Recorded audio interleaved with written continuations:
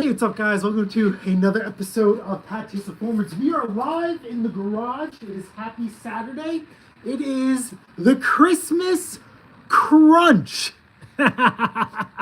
We had this thing called snow, and out of nowhere, we had an influx of phone calls, inquiries, repairs, and services. One of them being an account that wants to do 9 snowblowers on top of everybody else. Unfortunately, just the way that things work, it is just me, myself, and I. The missus does offer some support. He is going to be added to a list. There is no preference, but like I said, he was the first one to reach out just before the snow came. Everybody else comes after. That's just the way it works around here. Hold on, let me mute myself. Have you guys on the iPad. So this is the Ariens Deluxe 30 that I'm gonna call it scam. You know, I'm still not thrilled that they welded the rims and tires to the axles. Just want to recap on that. Ariens Deluxe 30, we'll wheel this in.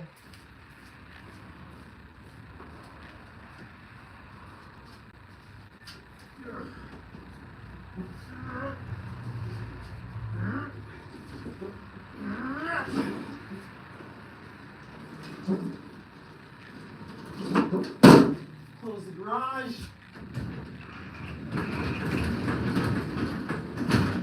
Alrighty, let's get you guys a better view. There we go. Ariens Deluxe 30 off of Facebook Marketplace for $250. The owner bought it. It was advertised running, driving, functioning as it should. The recoil was not hooked up, but was present. It was missing the hardware, which I successfully got from a hardware store. Reattached the recoil. I don't remember if I did that live on camera or after. Either way, we were verified that it ran with the electric start. And this customer made the right decision. It is a new machine to them. So with them doing just some basic research, not consulting me, right away they said they wanted the complete service. New belts, new friction disc, anything that's wearable in the machine, they want replaced because they want it to be good as new.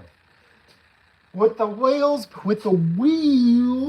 being molded to the axles, it is going to require a lot of time and effort to get that going.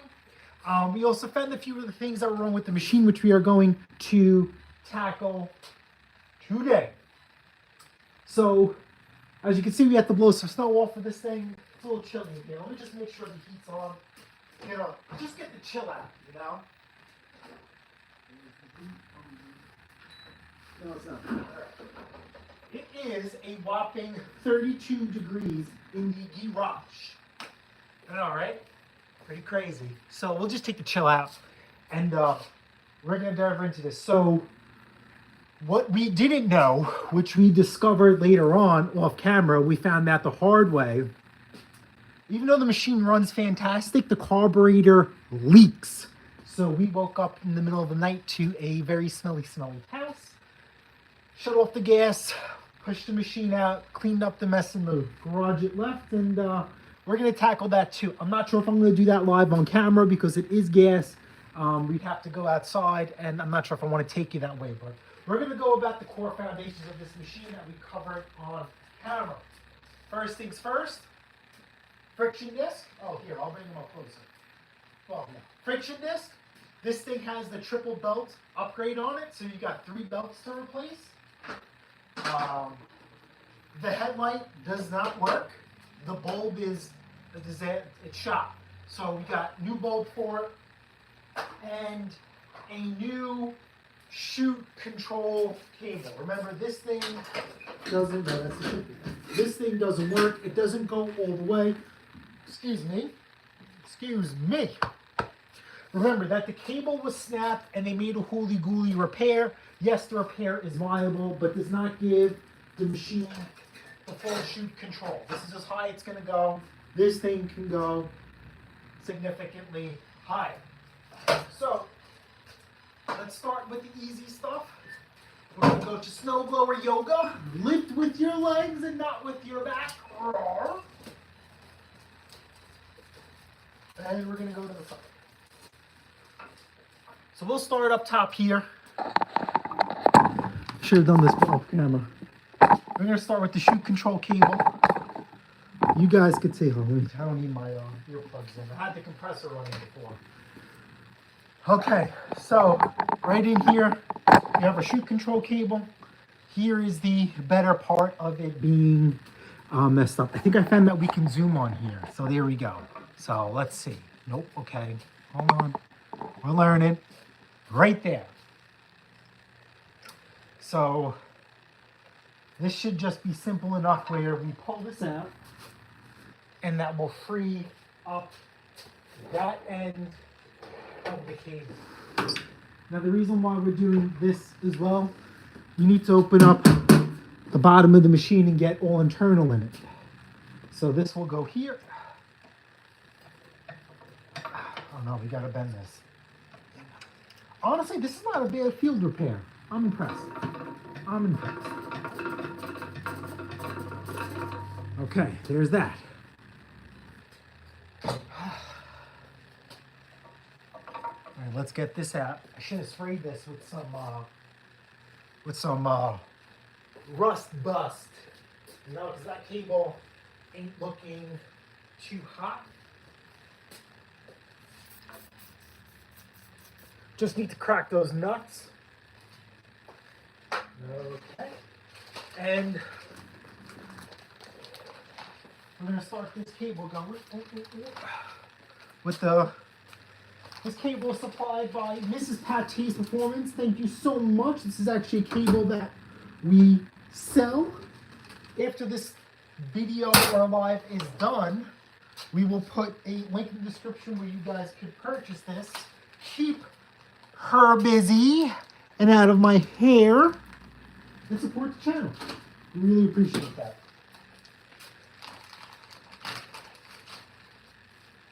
So let's take a look. So this looks great. This will go here and hook on. This will go here. And then we'll trace the cable all the way down to where it should go. So let's get some wrenches in here.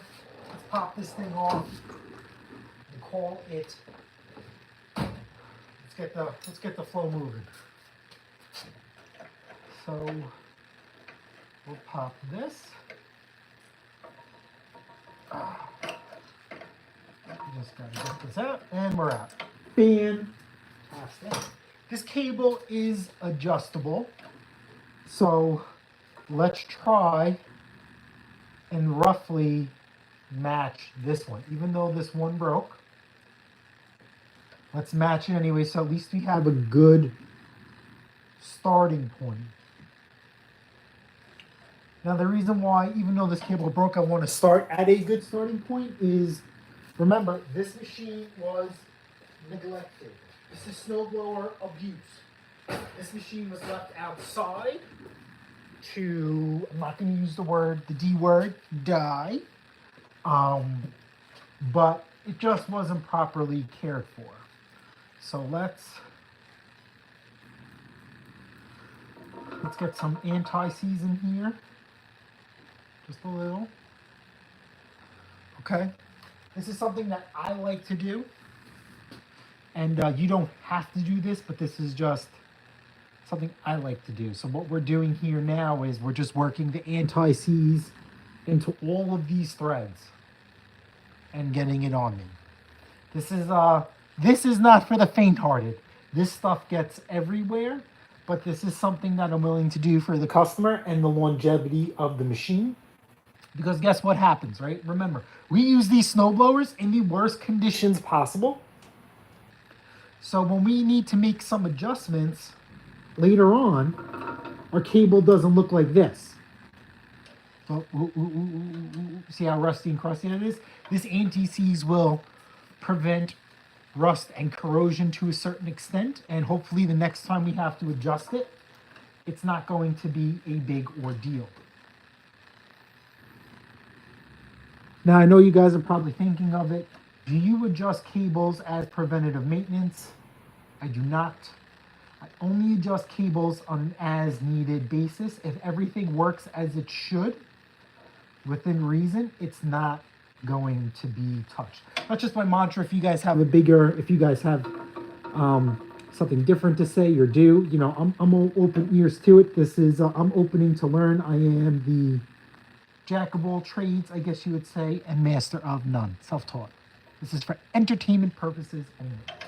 So anyway, let's get this in here, right? And then we'll clamp this down by hand. That's all we're doing. That's it. Let it go. Let it go. We're going to put this here.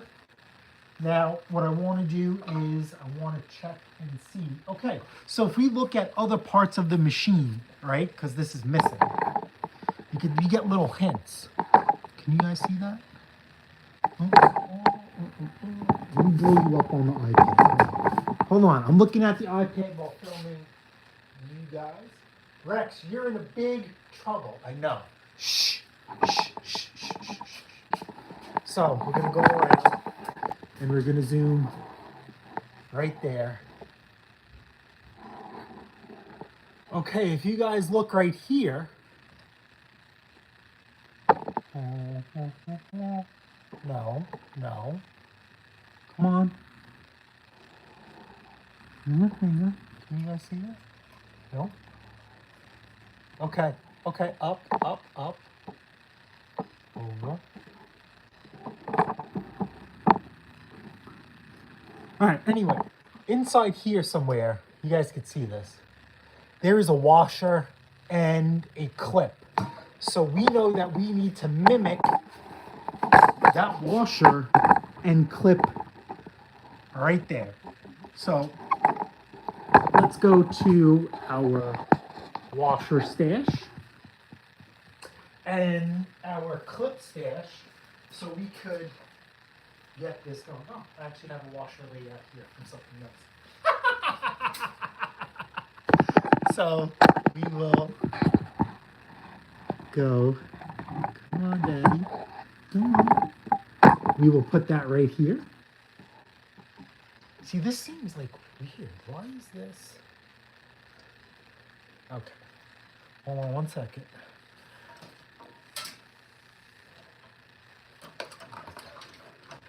All right, so we'll put that. That's like a weird angle, you know. I can't capture that on screen at the moment. Wait till we zoom out. I'm gonna put a clip in there, and then you can get a better look at what I'm trying to point out to you guys. Come on. Right here, you can see my mess here. Here, so now we gotta look at our clip stash. And let's see, we don't want to use a pin. We want to go factory with the clip. So let's see, clip, clip, clip. And it's a small one. This is just my clip stash. These are too big. We need a smaller one. Worst case scenario is I end up using a cotter pin. Something is better than nothing. I could have swore I had a whole thing full of these. Well, we could put that on the Christmas list. Let's try drawing number 2. Nope. Oh, here we go. Oh. All right. Yeah. He's got a little wet, but that's okay. This is gonna do exactly what needs to be done. You know what? I want to do something real quick. Hold on. I'm gonna change it. I want to change the.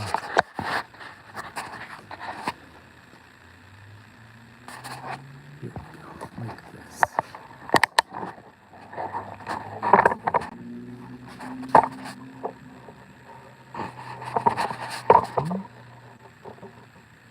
Alrighty, so nice and simple.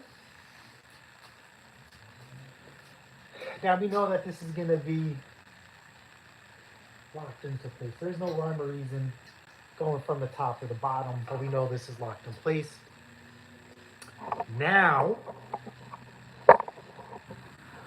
we could see where this goes, because this has to be OE factory. We have to mimic exactly how Ariens does it, because believe it or not, it's done pretty right. So we know that this cable runs through here all the way down up into the chute. Let's get this off.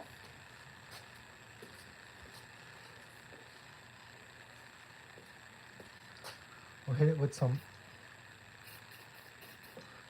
lube. All right, so what do you think that is? You think that's 1/2 inch or 9/16? What's your guess? What's your guess? I'm going with 1/2 inch. Well, that's 13 millimeters, you idiot. Why would you grab that? Let's try 1/2 inch. 13 millimeter, 1/2 inch are kind of the same, but we're looking for a tight fit. 1/2 inch it is. Now that is a little tight, so we're going to have to get out a 1/2 inch wrench. Get that away.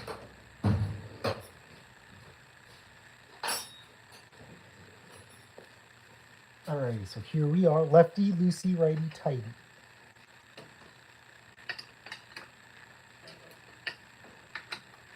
So I'm turning the wrench towards me.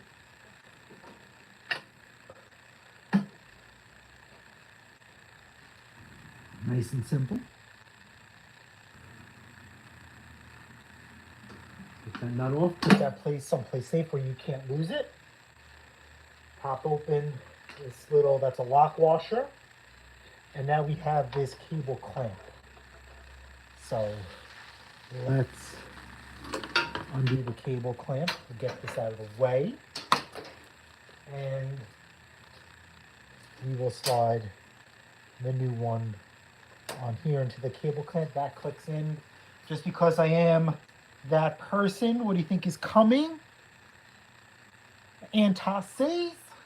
I just have to do it. I just have to do it. So clip that there.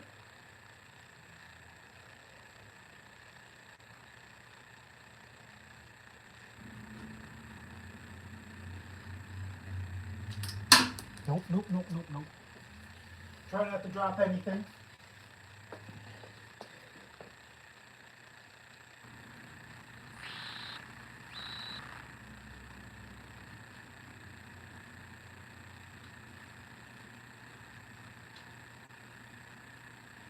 Come on. It came off nice and easy. Now hold up. Does this furniture look a little fuzzy to you? Hold on, let me give you guys a quick wipe.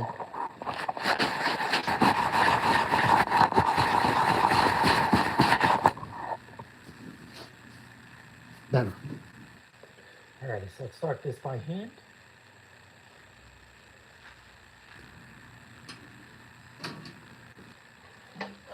Okay. Now this thing was at basically a perfect 90, so let's align that. And we're going to tighten it.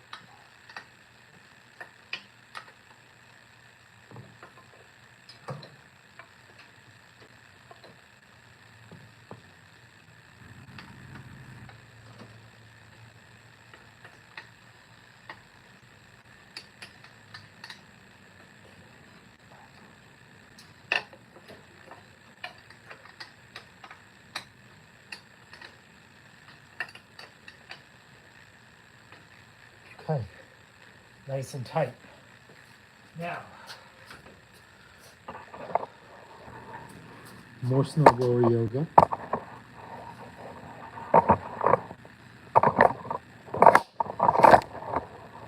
There we go. Moving it down. Here.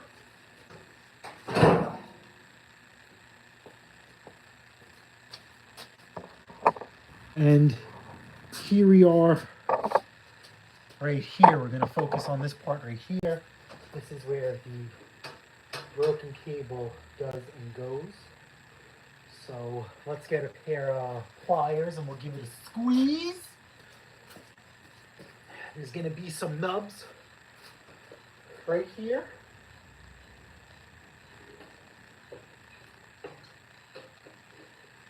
Give it a squeeze and pull it through. That's what we're hoping to do. Come on. Come on. You guys have a good look at that. Yep, all right.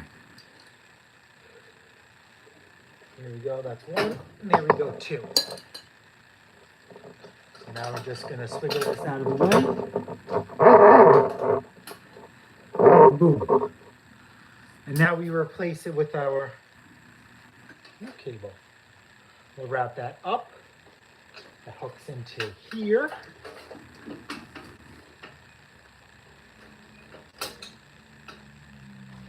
Okay. And then here is our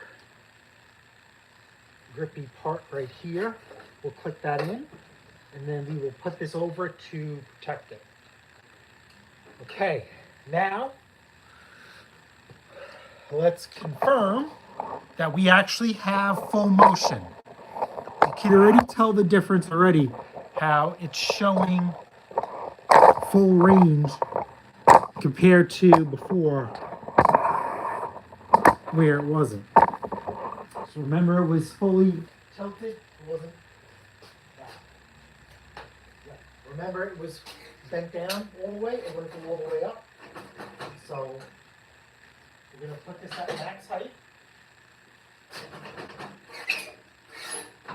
You have to adjust this. You got them right this height.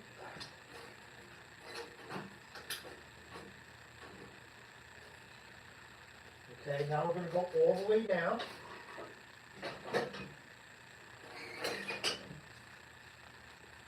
And this is fantastic. So you know this is good to go.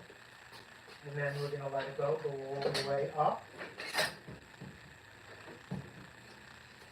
And it releases. So this cable is popping out a little bit. So we're going to give this a little bit of a squeeze here to keep it entrapped. I just want to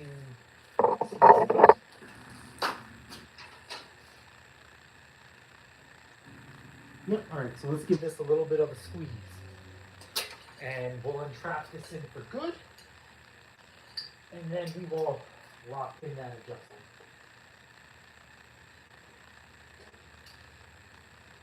Just a little bit of a squeeze. Anything more than that, I don't want to mess up again. All right, so the reason why, so this thing's going to need a spring. Remember we spoke about that? This thing needs a spring. That's why. So the reason why, this spring, when you guys store your snowblower at the end of the year, keep it at full attention. So this spring is not under tension. If you lock this thing under tension, you're going to cause wear. So let it fly. We'll just see. Remember, we moved a lot of this out.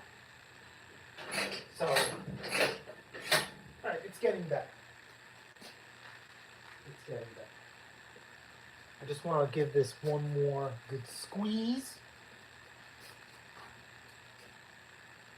Although it's not popping out for us, it just has a little bit of some movement, and we're good to go. I just don't want it to pop out.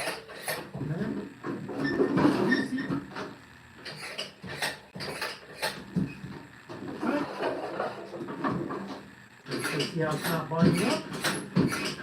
Fixed. Good. One and done. All right. We're actually in big trouble breathing. What's up, guys? How are you, Mr. Reinhardt, Mr. Feinberg? Always a pleasure. Don't forget to hit that thumbs up button. And if you have an Ariens snowblower, drop it in the comments. Let's do mandatory lip lubage. I missed out on that, and I got a little boo-boo from having dry lips. All right, so let's try this again. Snowblower yoga. Lift with your legs and not with your back. And up and away. Next is friction disc. This is gonna suck because we're gonna have to pop out the, remember the wheels are welded. We should do, this repair would be easy if we could remove the wheels. We cannot remove the wheels. So it's just gonna make things a little bit complicated. We're gonna be working in some tight quarters. So we're gonna pop off 1, 2, 1, 2, 3, 4, 5. Oh, we're missing one. All right, so I have to add that to the list. Even though, listen, it's supposed to be 6. If 6 won't hold it, neither would 5. 5 would be okay. I just can't get past this missing stuff, so I will make sure that is ready. So let's get this cover off, and we'll see what we're at. 1, 2. Put this in your tin where nobody is gonna take anything. And then we'll start plugging away. We got these bottom bolts here at the very bottom. Again, if the wheels weren't frozen, we would have full access to this stuff. We would just be zipping along.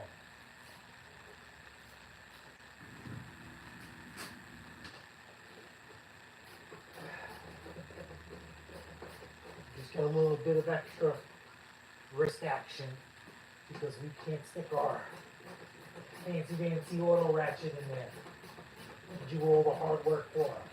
It is not the case. We gotta do it all.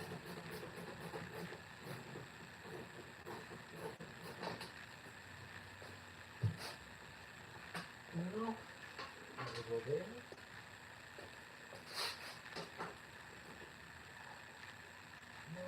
Twist my hand.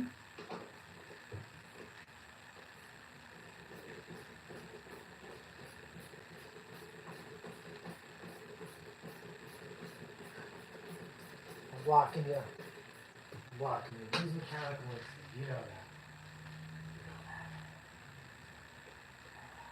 We'll do the light bulb here too. I know all about that light. It's supposed to work smarter, not harder.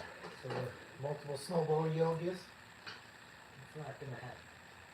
Obviously some of this stuff we can do without doing some of these angles, but for your viewing pleasure, for sure. If we could have done that cable without putting it in the yoga position. But that's not it. My plan was to do the cable, then do the clutch. But then, for your viewing pleasure, we have to put the snowblower back the other way.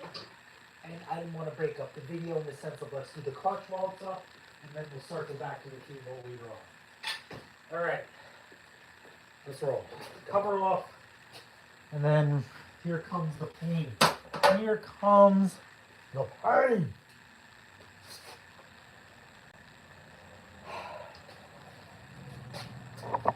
Get in there. Get in there.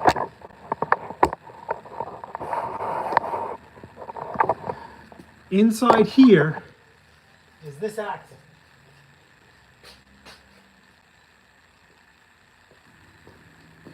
That the friction disc rides on.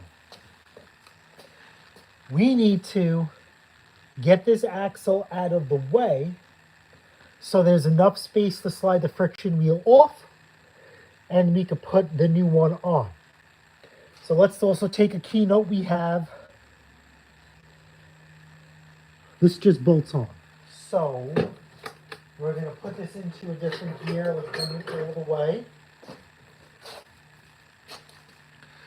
And we got to unbolt this axle at the pillow carrier cup thingamajangers. Slide the axle to the right this way. Slide this off and put the new one on. So let's see. Inside here we got some Torx bolts. So we have 1, 2, 1, 2, 3.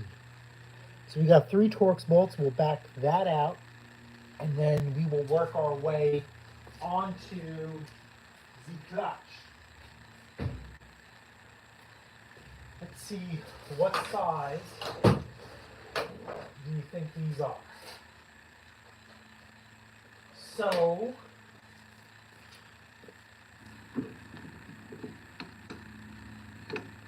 that's silly. Why am I trying to use these? Let's use a socket like a normal person.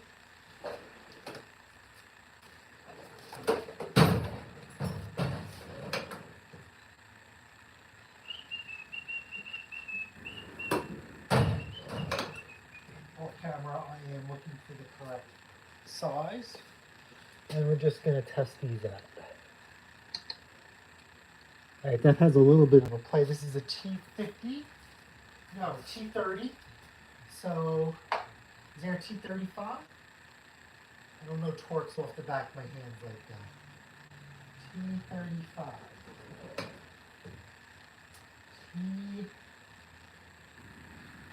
T35.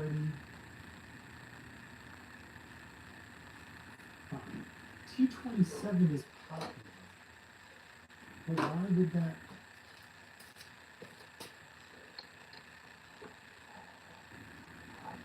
T30.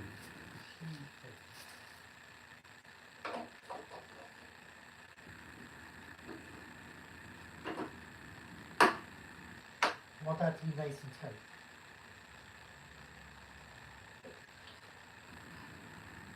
T40. Oh boy. T30. Hold on, off camera. I have a T40, but it's broken. Yeah, okay.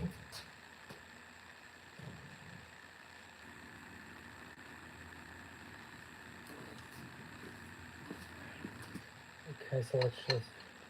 Yep, T40. This is nice and tight. But this also needs to be short. So, let me look in my other stash of forks.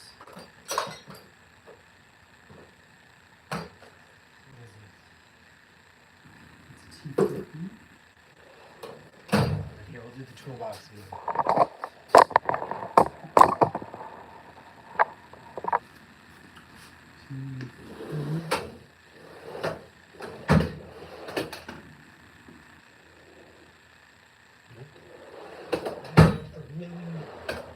Big black case full of forks.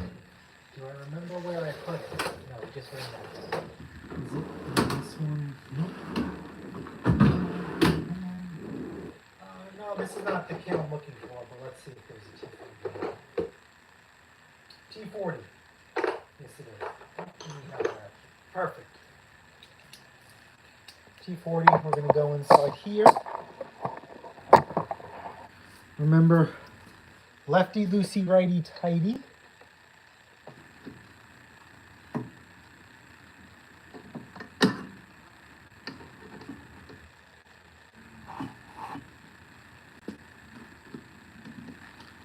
And let's get a wrench on there.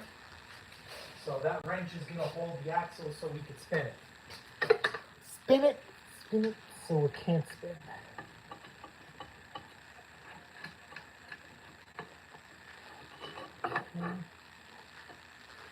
We'll do that. Okay, and then now, why are you doing that? Why'd you move? Why'd you move? You gotta go. Put that there then.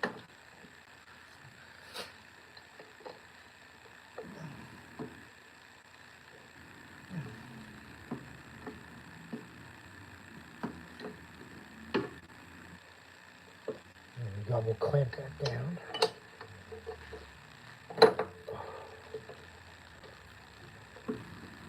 Why are you moving? That's not. It's here. Come on. Come on.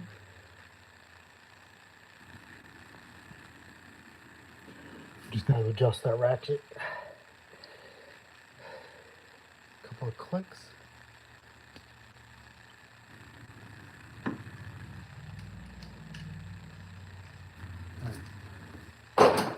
not cooperating.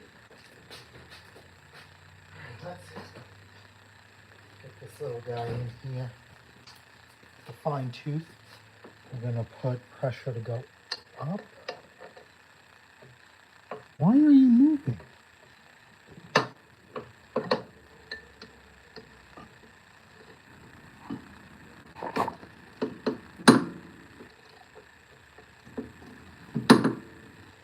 Is this not?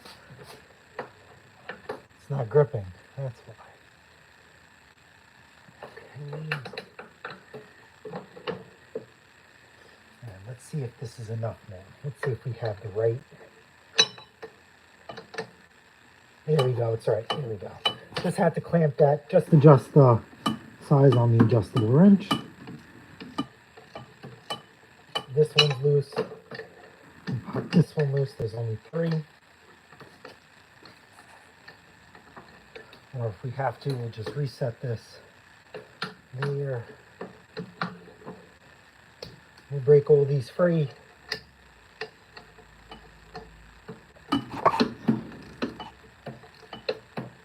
That's 1, 2.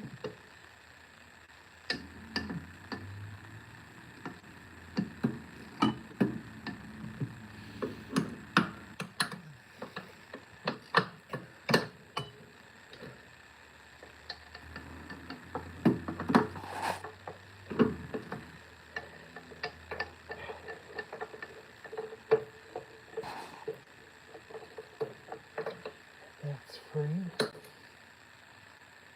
That's free. You gotta just do this bottom one. I think this is the last one. I mean, there's only 3 in here. That one's already loose.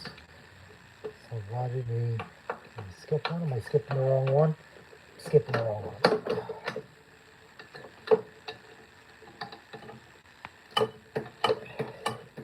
All right, good. Now let's get our electric ratchet out. We'll speed this up a little bit.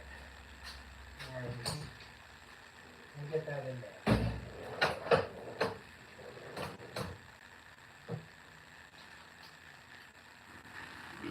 Excuse me. A little gassy.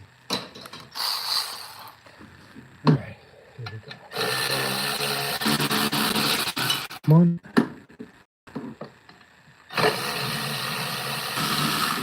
2.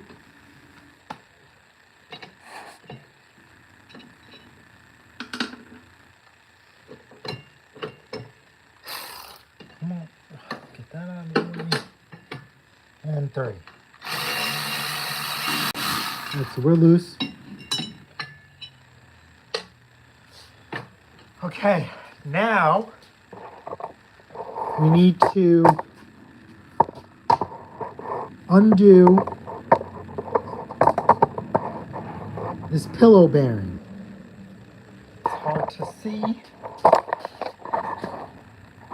but this right here needs to be undone so we can capture, so we can move this shaft. So this should be 3/8. And this is gonna suck because you can only do this by hand. Alright, so this came off nice and easy. Now, remember, these wheels are welded. If these wheels weren't welded, you pull these wheels off, and you literally have everything staring at you right in the face. But some idiot doesn't know how to properly fix things or bypass things. If they wanted to, they should have just welded the differential, not the rims to the tires. That's, can't think of anything appropriate to say, but that's not the right way to do it. So use your imagination when people hooly-gooly things. Well, that's all right, just a little bit extra steps. And now you guys know when you guys go looking Ariens or any snowblower or any piece of equipment, if you see booger welds on the axles to the hubs, you know that you're getting fugazi'd. I'll leave it at that. So take all this stuff out. Can we do this? Can we get this one out? Did we screw enough? Did we screw enough? just enough for doing this by hand. Looks good. Nice and finger tight. We'll get the bottom one.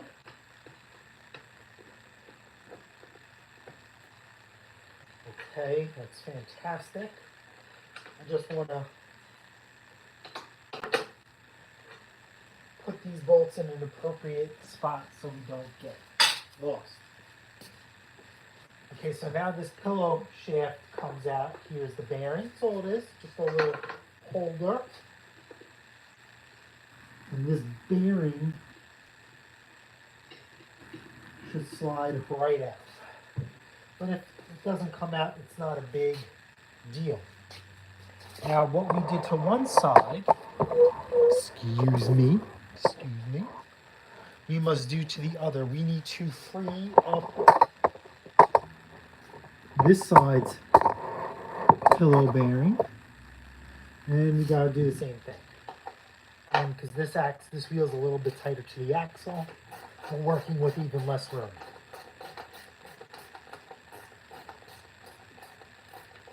I'm a big fan of not taking things apart within reason, because the more you take apart, the more you have to put back, the more you have to remember. Popping off these wheels is extremely simple and effortless thing to do if your machine's been regularly maintained and seasoned. If the machine has been regularly maintained and serviced. And if it hasn't, now's a great time to tackle the wheels being frozen to the axle before you really need to do a repair in the middle of a storm and you're screwed.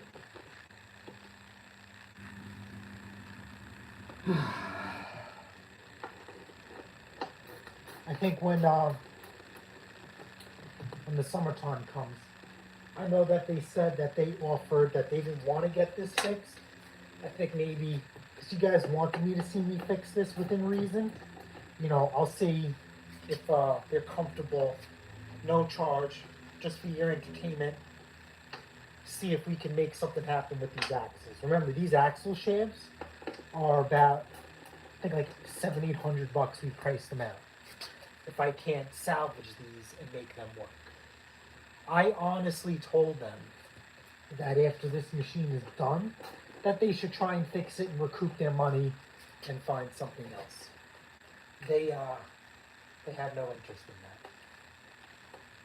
That's the way it goes sometimes, you know?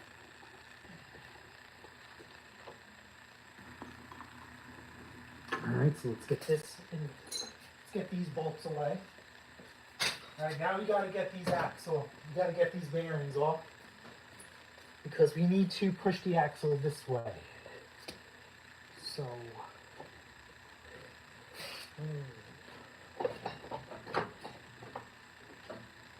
okay, fantastic. So this one's coming loose already. All we're doing is, it's a greasy job, but somebody's got to do it.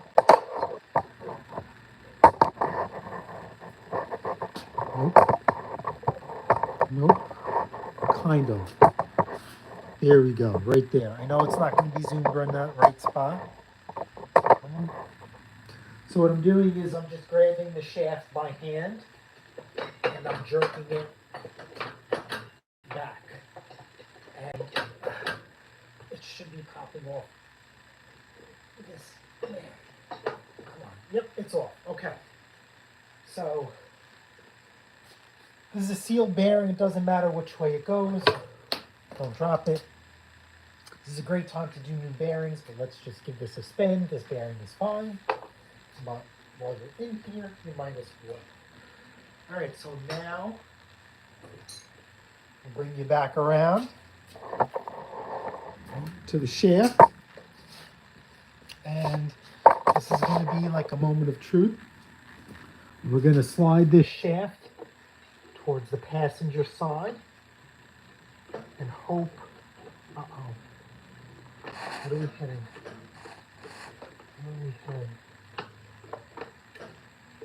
What are we hitting? We need to, oh, something else is in the way. Hold up.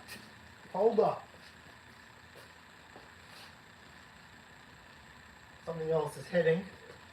So let's take a gander of what could be hitting. you need to slide this shaft down. All right, so what happens is there's a cogged gear. Hands are greasy. That cog gear has to come off, and then we should be able to push the seal. So now the bearing on this side has to come off. So let's jerk it.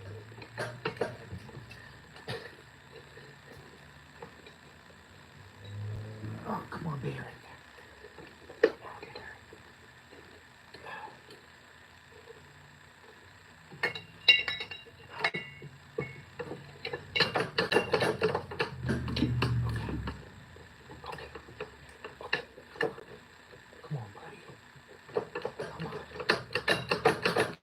Jerk in the shaft, and the whole premise is that jerking the shaft is going to press the bearing off. Let's just try.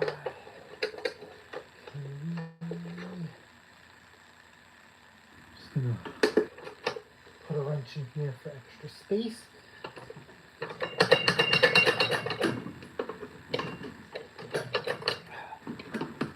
Come on.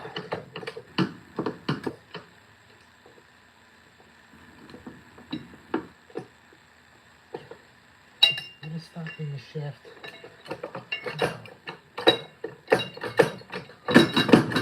Come on. Let's move the shaft together, all right? We have this off. So let's go that way. And then now. Come on. Come on. Bearings on there, good. All right, let's try and get a little pry bar.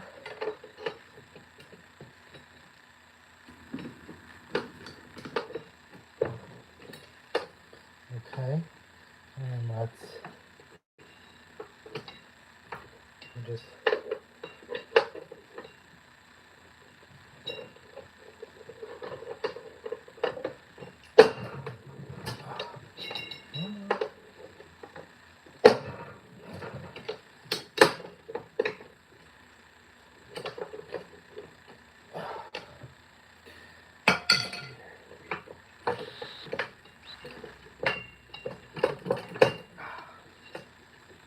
this repair is a lot more difficult because remember, the shaft is locked on. Can this go more this way? Can we just slide the sprocket out?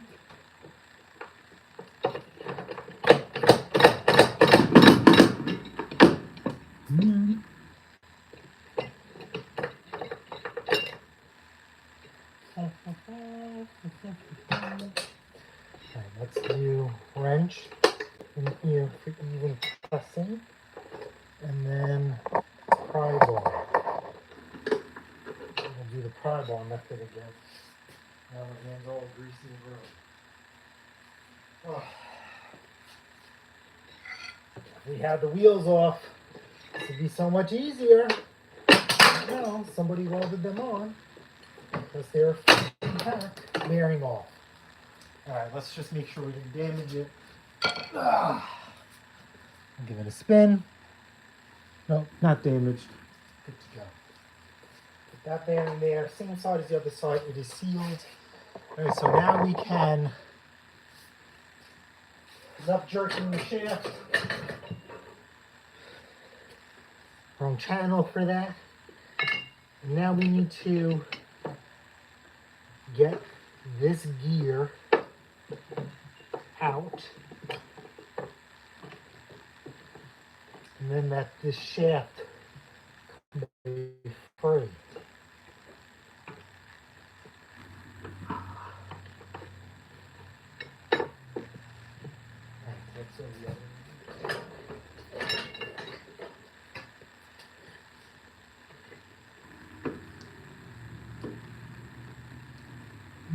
This just slides in. Can we just undo the shaft? Okay, good. I just unhooked the chain. I'm going to leave the gear on there. And we're just gonna angle this. We're gonna play angles with this thing. Let's see, can you guys? We just gotta angle this shaft enough.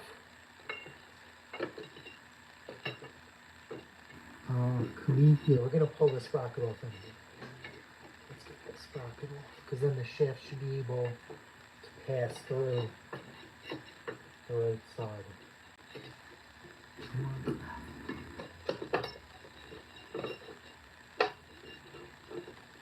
Okay. Shaft out. This is spline. There is no keyway, so don't worry about that. Okay, now we should have enough to pull this shaft towards the right. So we're going to switch gears. And there we go. There should be enough space to wiggle this out. Oh. Come on. Come on. What are we hitting? We're hitting the tire. We're hitting the tire. If the tire wasn't in the way, this would have been out. Remember, the wheels are the guy welded the wheels to the axle. So, okay, we're out. We're being dramatic. All right, so let's look at this friction disc, and let's look at the new one to see how much wear there really is. I just want to clean up my hands a little bit, and here we go. Actually, that's a lot of wear. That is a lot of wear. Whew. Oh, no. There you go. So old and new. And then we'll do the side profile. Look how much is left. Look at that. So this machine has definitely had some usage. Even if you couldn't tell by that, and if you missed the first video, then you would know this already. So remember, this just goes on. Try not to touch this with your greasy fingers. We'll slide this back in, like so. And we're just gonna let it hang, because now we gotta jerk the shaft one last time. Now remember, we lubed and serviced this machine. For me, for good measure, I just want to pack this with grease, and we will slide it back onto the shaft. And then all is well. So off camera, my hands are greasy. I don't want to touch stuff and get those things greasy too. But very simple.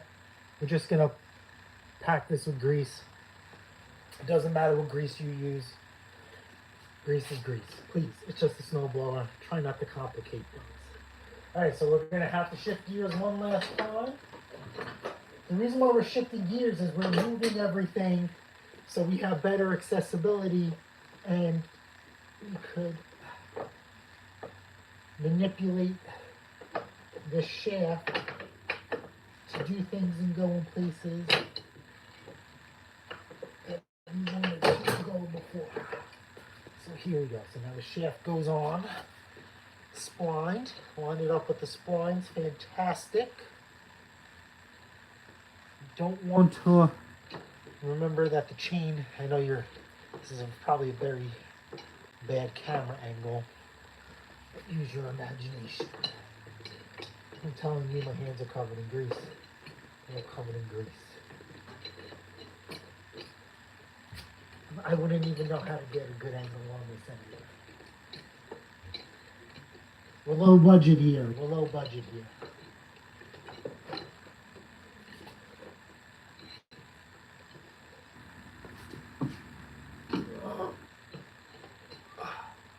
Maybe over Christmas break, we'll see if the camera lady is around.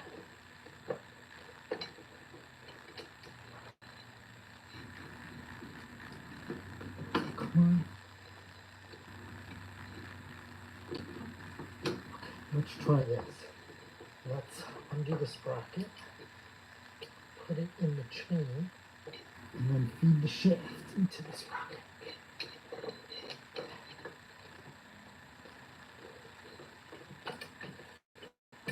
Come on. Okay, we're good. We're good. See? Look at my hand. Look at these hands. I can't touch it. I can't touch it. Alright, so now these bearings, I take my greasy fingers, put those on the end here. It doesn't matter which side goes where.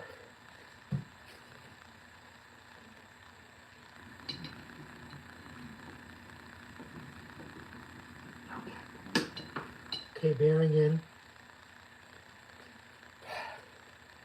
Alright, let me clean my hands a little bit, and then I'll grab you guys. Woo! Nasty job. Nasty. Hope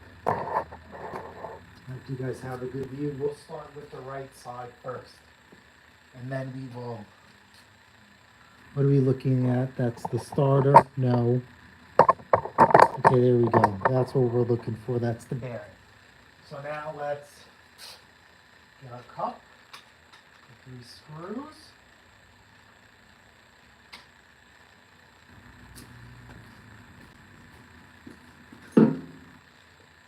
Okay, insert that there. Clicks right in, and you just gotta line these up. So we just want to get some AICs on the threads. And we're just gonna start these by hand. And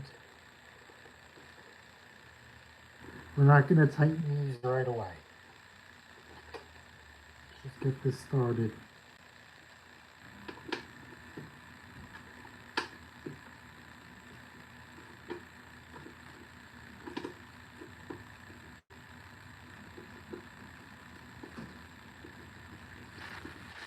Okay, that's it. That's one.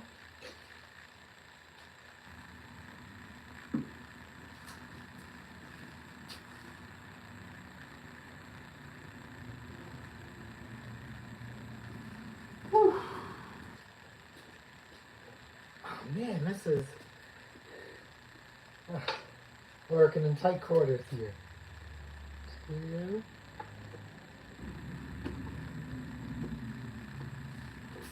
Come on.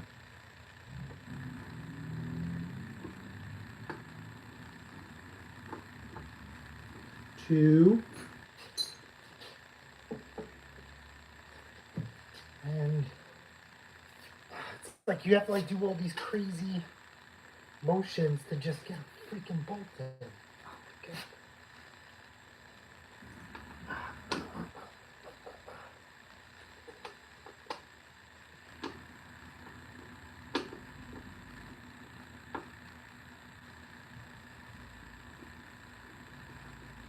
Come on.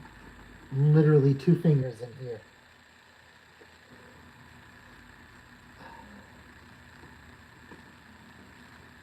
Okay, those are good.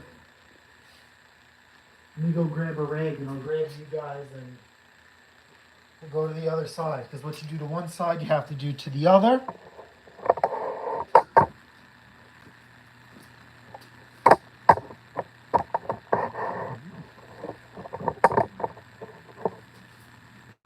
Alright, so then here is the pillow.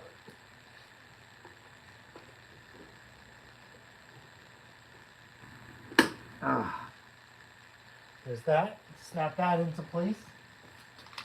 We'll get the 3 bolts. 1, 2, 3. And we'll do this all over again. What you do to one side, you must do to the other.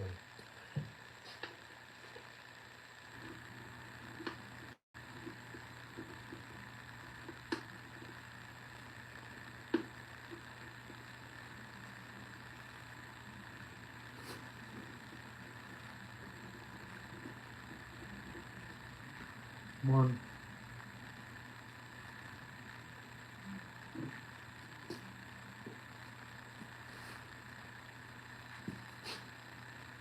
Come on.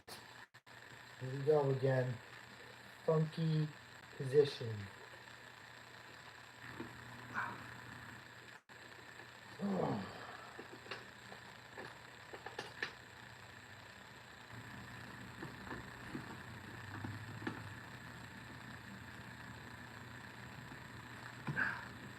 One.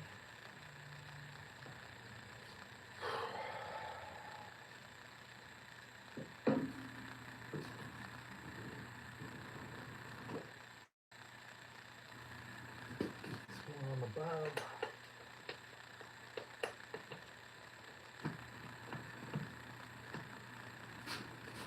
All right, so these are in. Let me wash my hands, and then we'll come back in. This thing is covered in anti-seize.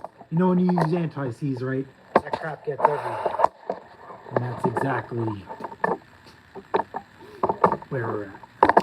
Let's see. If you don't mind, can you see what I'm seeing? There's a little bit of a delay.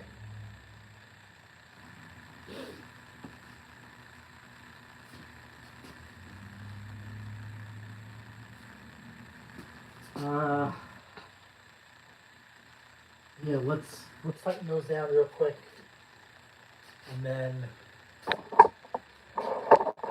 we'll do the aerial shot. Oh, can we zoom out? There we go. Zoom out. Aerial shot.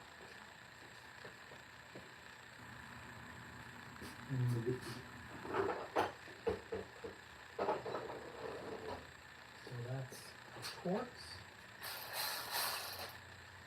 And big action. Do that.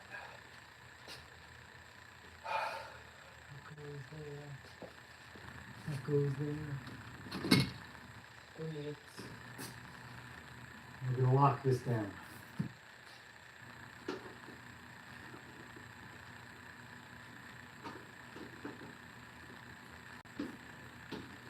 Look how much extra work this job is, because they decided to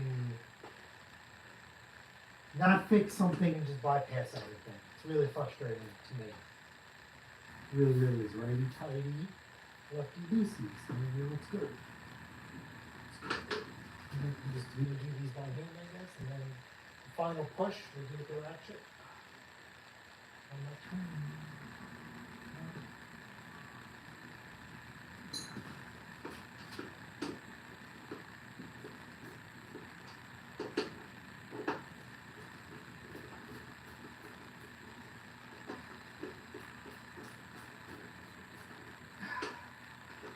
Come on.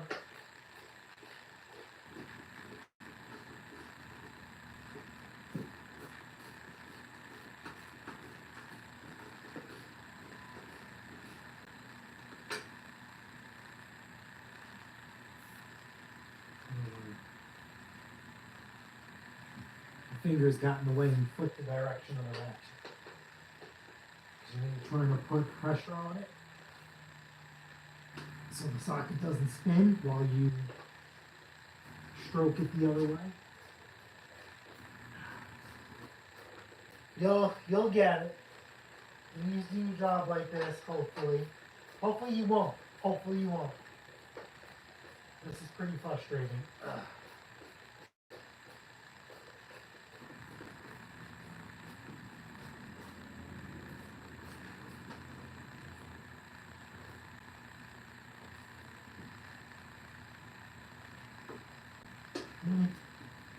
We got one more on this side. And then now the other side, remember, is even tighter. So that's going to be really fun.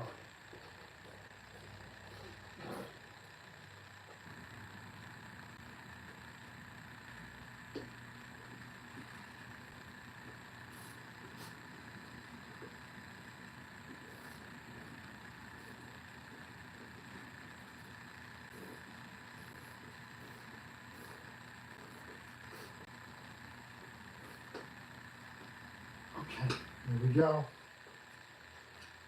Now to the other side. Home stretch. We are literally on the home stretch.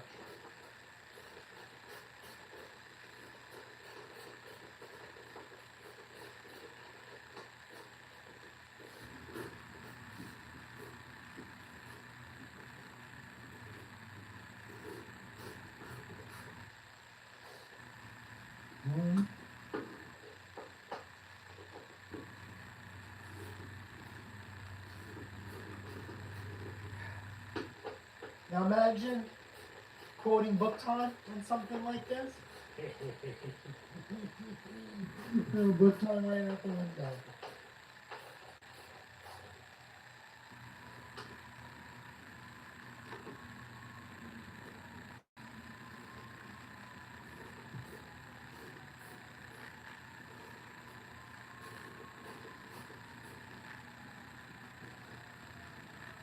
I guarantee you, what happened was, A, they serviced the machine and lost the hardware. And they decided just to load the wheels. Or B, the power steering system didn't work. And it was stuck in the unlock position because they never serviced this machine. And the gears weren't greased. I think that's Sam.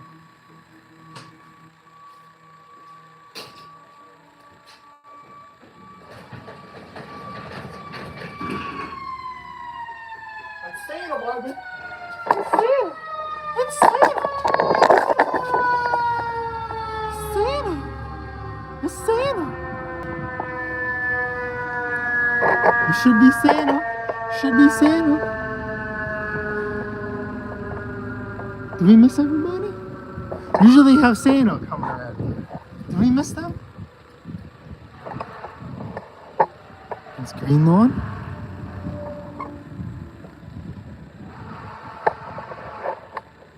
Hold on.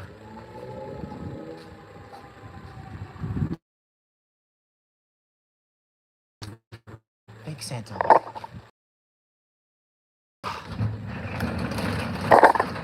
Alright. Come back to regularly scheduled program. Usually around this time, they have Santa that comes riding around. And that's not the first time we've heard all those sirens like that. We pray that all is well. Usually there's Santa in tow. But I'm telling you right now, it's a really, really cold day to be outside like that. So I think maybe they're just going around honking. Usually Santa comes, and if you're outside, they have like a thing where they update where he is. He throws candy canes at you. Just take out your eye iron. Alright, so that's good. So now we have our bearings installed, the pillows locked in. Now let's get the shaft in. We have our sprocket in. We greased our sprocket. It is on the chain. No, it's not on the chain. We thought it was. So now we got to figure out how to get this.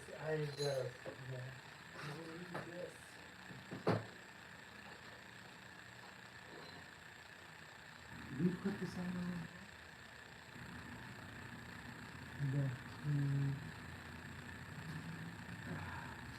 This is not going to be fun.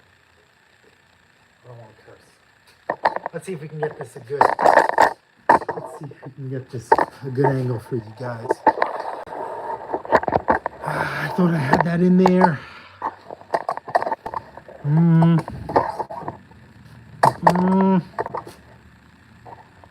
Nope. Alright, so we have to go lower. I'm gonna go lower. And we're gonna go up. Okay. This is not gonna be fun. This job sucks. This job sucks. Why'd you have to weld the axles? Morons. Hate you. Oh, customer. Should have just sold this machine as soon as I said it so. But they said no. And now we have to struggle.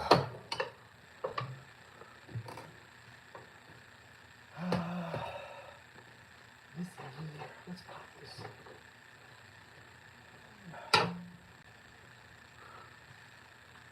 Oh, come on. Don't tell me this has to come back off. Don't tell me this has to come back off.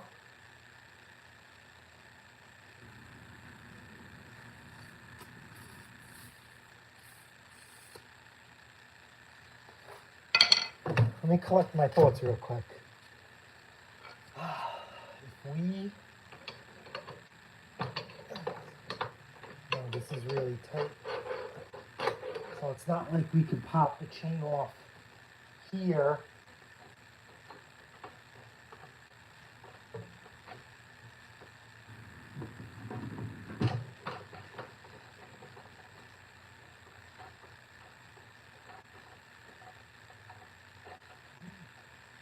Man, didn't you guys see me when I put the sprocket on? I'm like, oh, let's do this. He says, oh, let's do the sprocket first and slide it onto the chain. You guys should have caught that. Now I got to do this twice. Again. Let's see. Can we... That's all I want to do. And we can't... So what I'm trying to do is I want to see if I could push the sprocket, but I can't because, let's see, can we pull this clip out? Let's pull out this clip. Oh. And now we're going to slide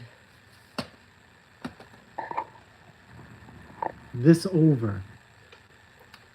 And then, does that give us enough room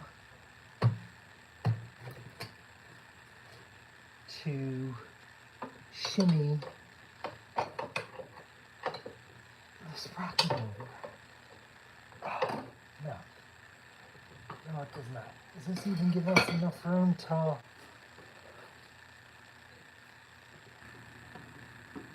pull this shift? Oh, you piece of shit.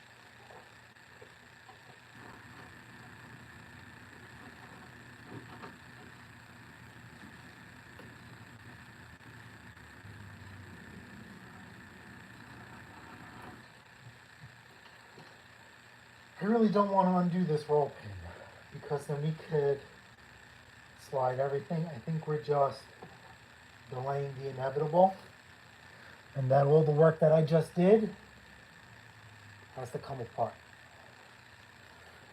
All right. I do it twice. So you do it. Nice. Let's put this clip back in here so you don't forget that. And now we got to get greasy one more time.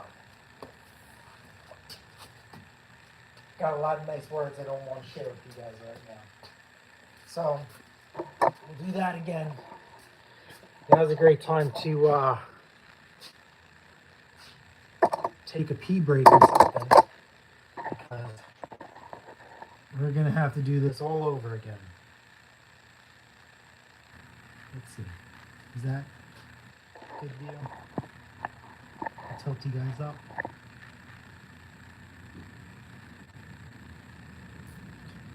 Yeah, all right. So, use your imagination, kids. We're going back in.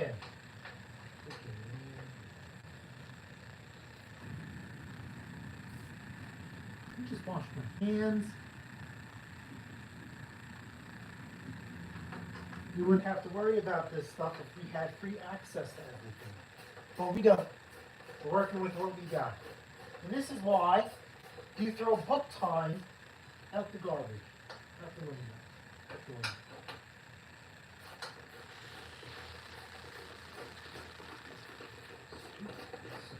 Stupid, stupid. Think of Holly Jolly Christmas music. I wish I could listen to music right now. YouTube would copyright strike me. Son of a...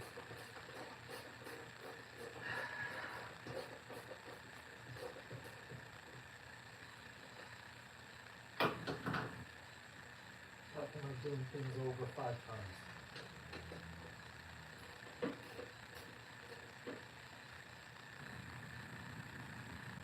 My hands are greasy because I can't rid these bolts. One,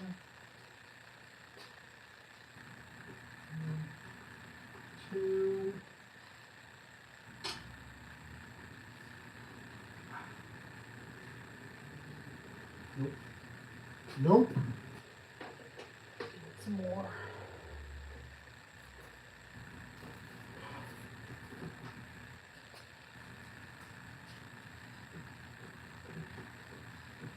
And maybe I should have looked at everything before I tightened everything down. I didn't know it kicked itself out of place. This comes out. Bearing comes out. Because we greased everything, it comes out nice and easy. Man, oh man. Happy Saturday. Gotta stay in the Christmas spirit. Come on, I see you guys are commenting. Just give me a minute. Let me just focus.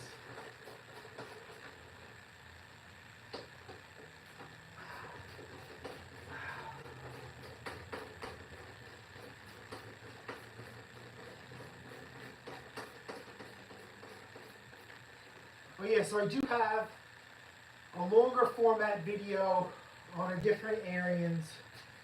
It's uploading now as we speak.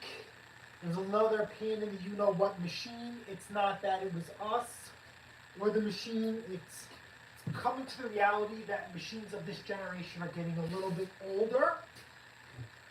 And parts, not on the machine itself, but engine-wise, is getting a little bit harder to come by.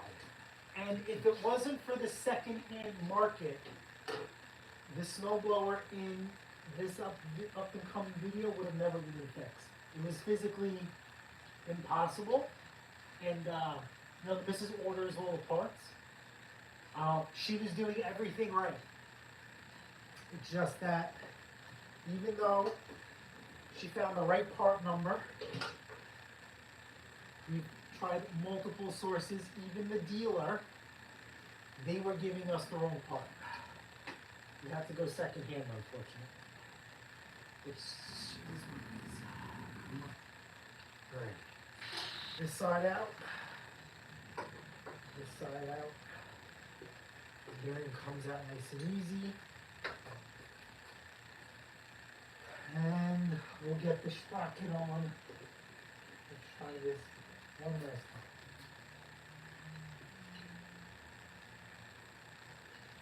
Of course. Yeah. I don't even know how this popped in first. Alright, so you guys need to hold this chain and sprocket in. Yep, it's in there. While I install this stuff again, so it doesn't pop back out.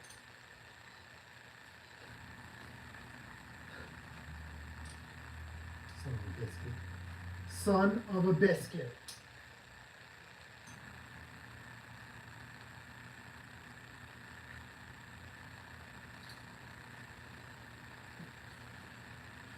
Jingle bells, jingle bells, the snowblower smells.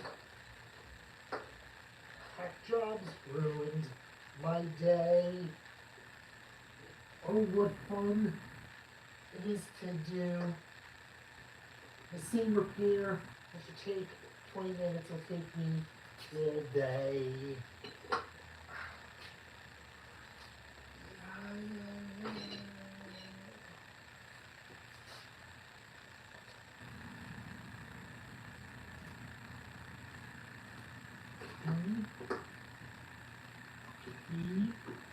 Okay.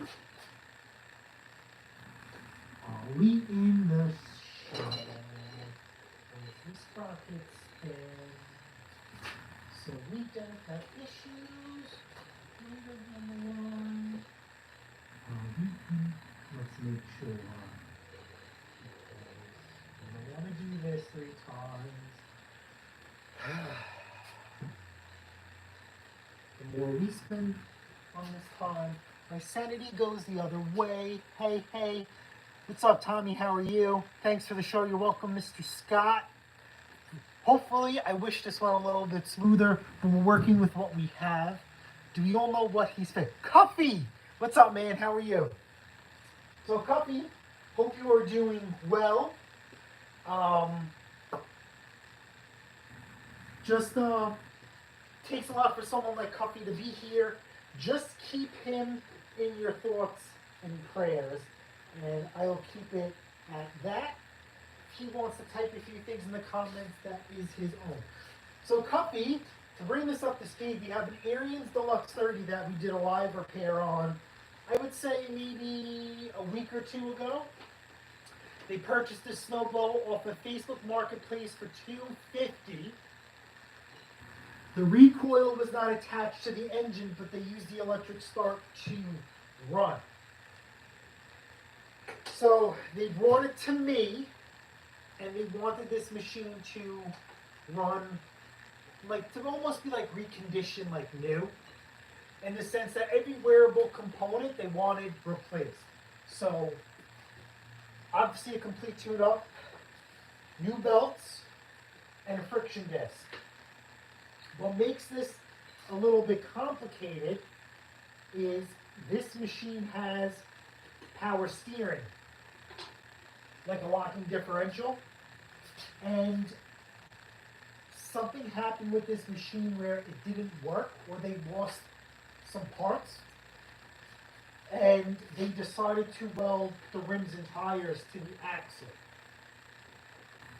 So that makes the friction disc job or any other future jobs along this line are going to be very, very difficult. We priced out the parts to make this right in case we opened up Pandora's box. Okay, I think it was $700 or $800 because this axle, even though it's one, it's three separate pieces. You have an axle on each side, and then you have the middle piece. So the friction disc is usually an easy peasy, straightforward job, because when you pull out the rims and tires, you have tons of space for activities and to do things. Now, because the rims and tires are welded to the axles, you cannot take them off, so we are working with the limited space that we have. Prior to this, they jury-rigged the chute control cable. We fixed that. So that was the first thing on order. After this is done, we're going to do the belts. We're going to have to do the belts. Come on. Come on.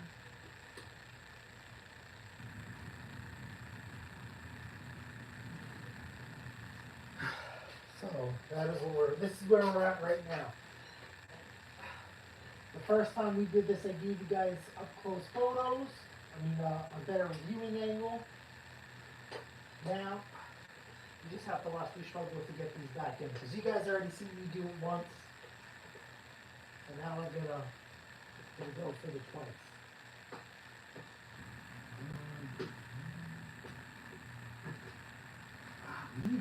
It's like you gotta get into all these crazy angles just to screw a bolt. Meanwhile, if the rim and tire was off, we would just send it right in. But no, we can't do that. No, we cannot do that. Not a play. Snowblower yoga. All these crazy positions just to screw in one freaking bolt. All because we wanted to weld the axle.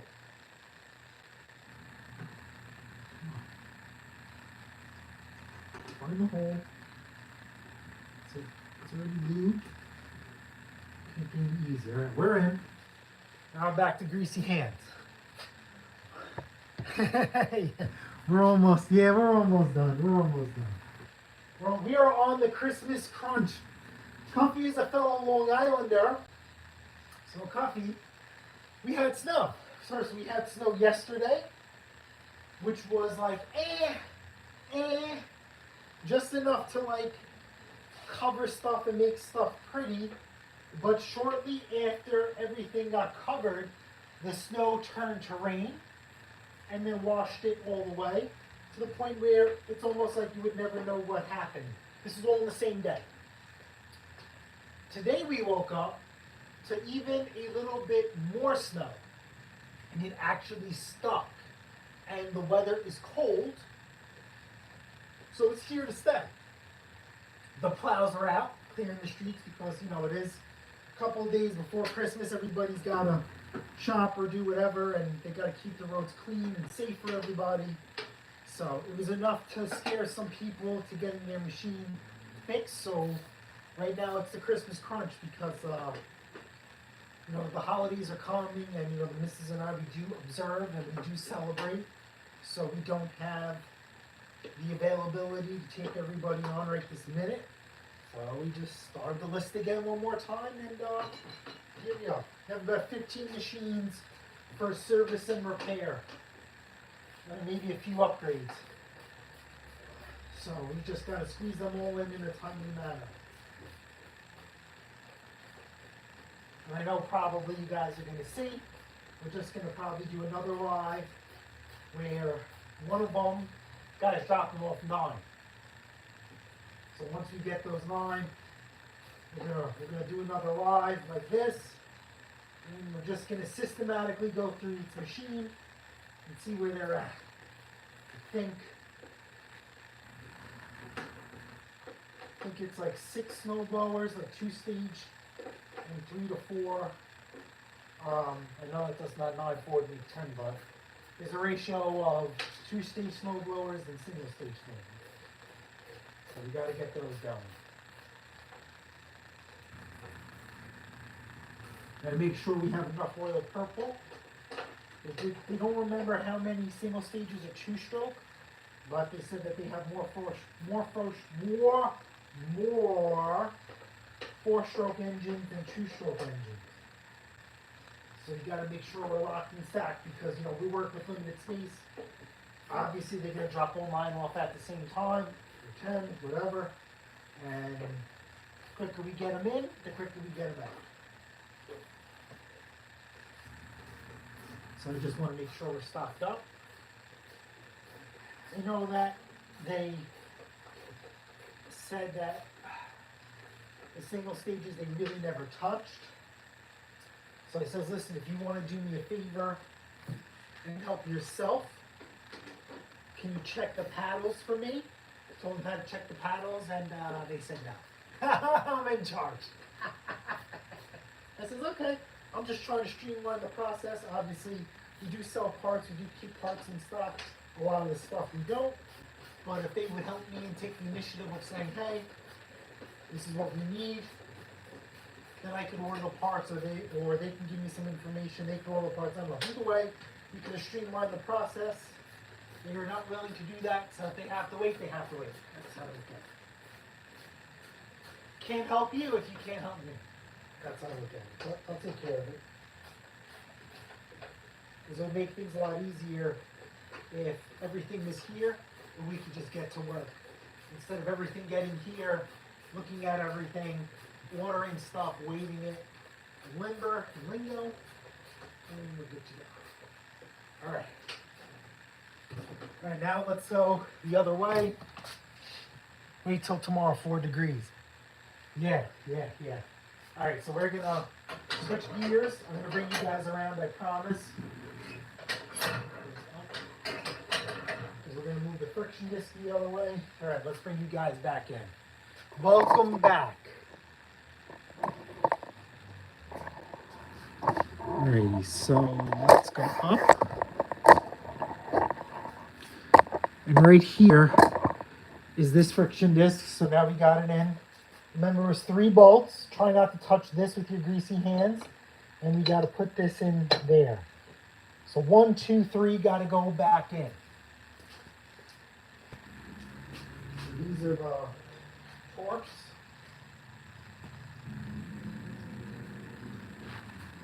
That's our anti-seize. We just got to start these by hand.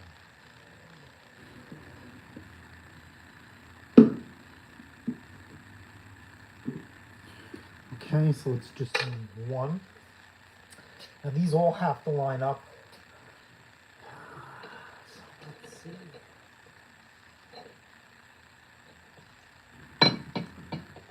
I'm not saying we're guessing. We'll start with this one. Come on.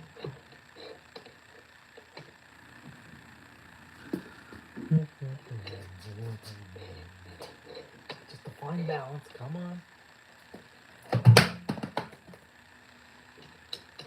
Okay. Oh, come on. We had that. Come on. Spin. Spin. Spin. Lock it in. I think that one's locked in. Let's see. Can you guys see? Let's get another one. And we will try and manipulate it.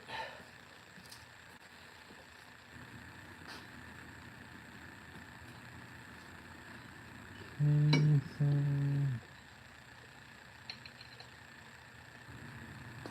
we have to play with the disc. Okay, let's see that. Hope we're way off. That hole is way off. Okay, can we move it this way? Nope. Alright, so this one has to come off. Okay, you guys gotta get out of my way. So I'm not blind here. Excuse me. Okay. So this, you need to line up 3 holes.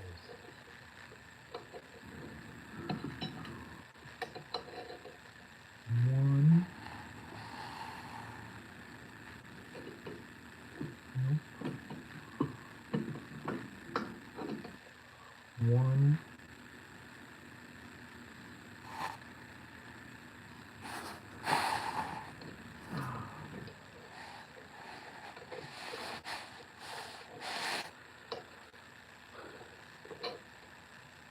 One. Excuse me.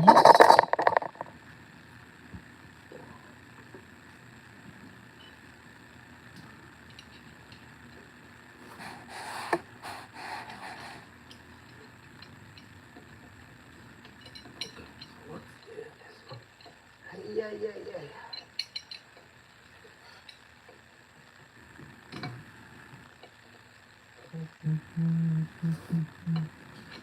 Come on, don't do this to me. Don't do this to me. This is terrible.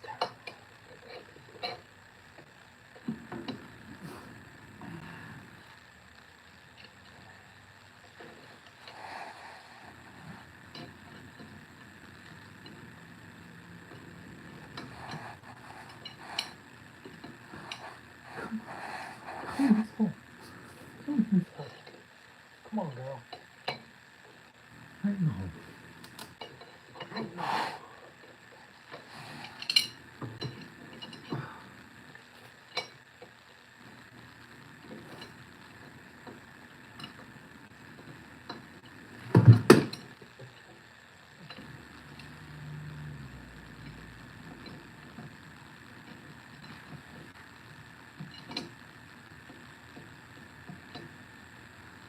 Okay. Let's bring you back. And let's get the second one in.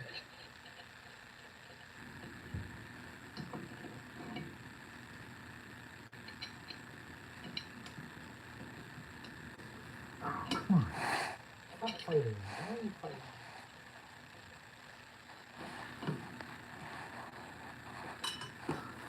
I need light. I need to give you guys a good angle.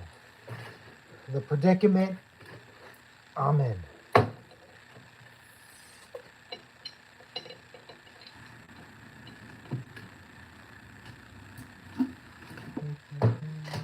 can't see. I can't see. I can't see.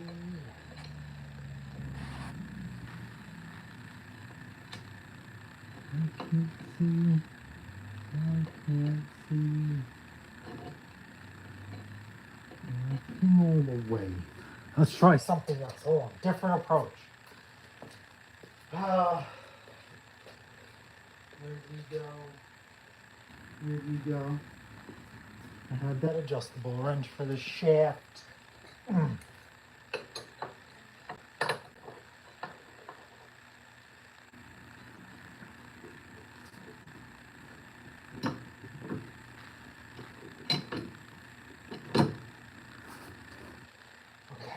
we're locked in.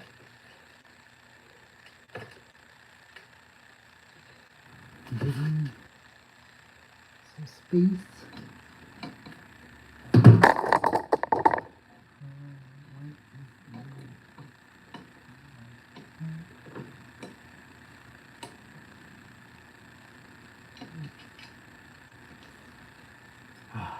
Tedious. Tedious work. Here.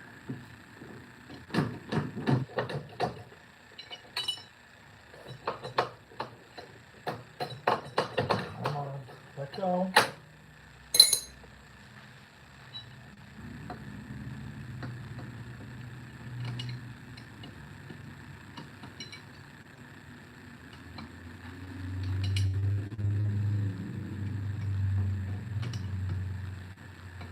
Okay, Eureka. This is the second one. Oh, come on. Let's go. Throw it in nice, not on the corner, not at an angle. Oh, come on, come on. We should be able to spin the bolt by hand because we don't want to strip anything, right? You want to make an easy repair a complicated repair. So I'm very adamant about starting these by hand to a certain extent. So we go to tighten it down. It's not a big deal. Okay. This one goes here. Come on. You see how this one went in by hand, nice and nice? This one, let's just do this one is nice and tight. Finger tight. Okay. All right, home stretch. Home stretch, kids, for this repair, for this segment.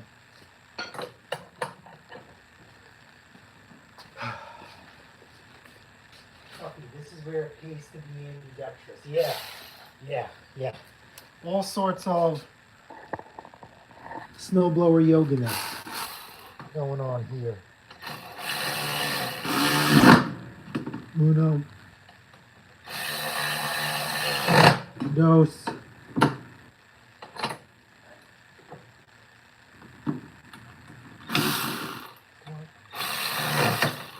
Tres.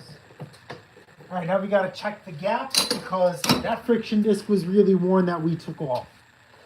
So let's see what we have. We will go for a different angle.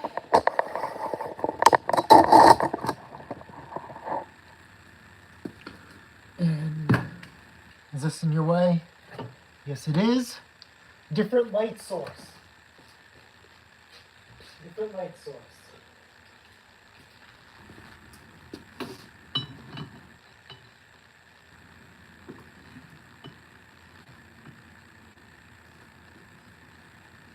Okay, that's a lot. So we need to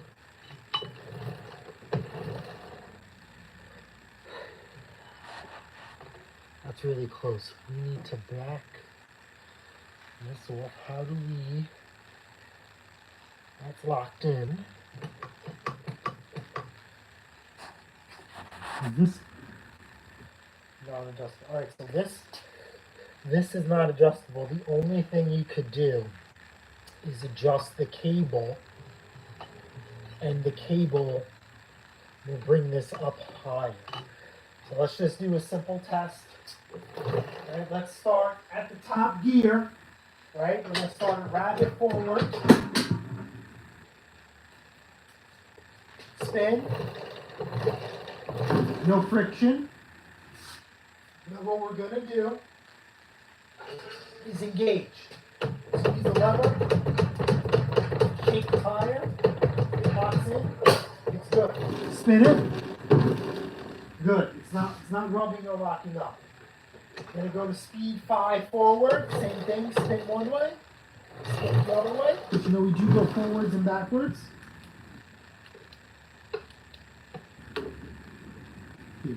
And then we're gonna squeeze the handle. There we go. Speed 4. Forwards. Backwards. Engage. Lock in. We're just checking to see if anything catches or rubs through the gears. Fantastic. Speed 1, 2, 3, 4, 5. Speed 1, the slowest. No roll. Keep going. Reverse 1. One way. The other way. One more time. Reverse. Lock it in. R2. Spin the wheels freely one way. Spin the wheels the other way. Engage.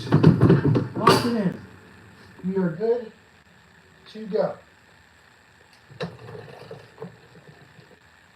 How much space do we have? Tight.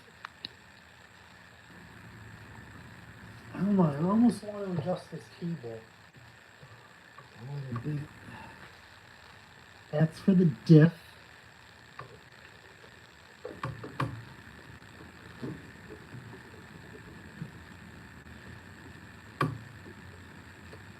I just want to see something real quick. Oh. What I'm going to do is I just want to check. I want to confirm my theory. We're in the testing phase. All right, so let's, if you understand how something works,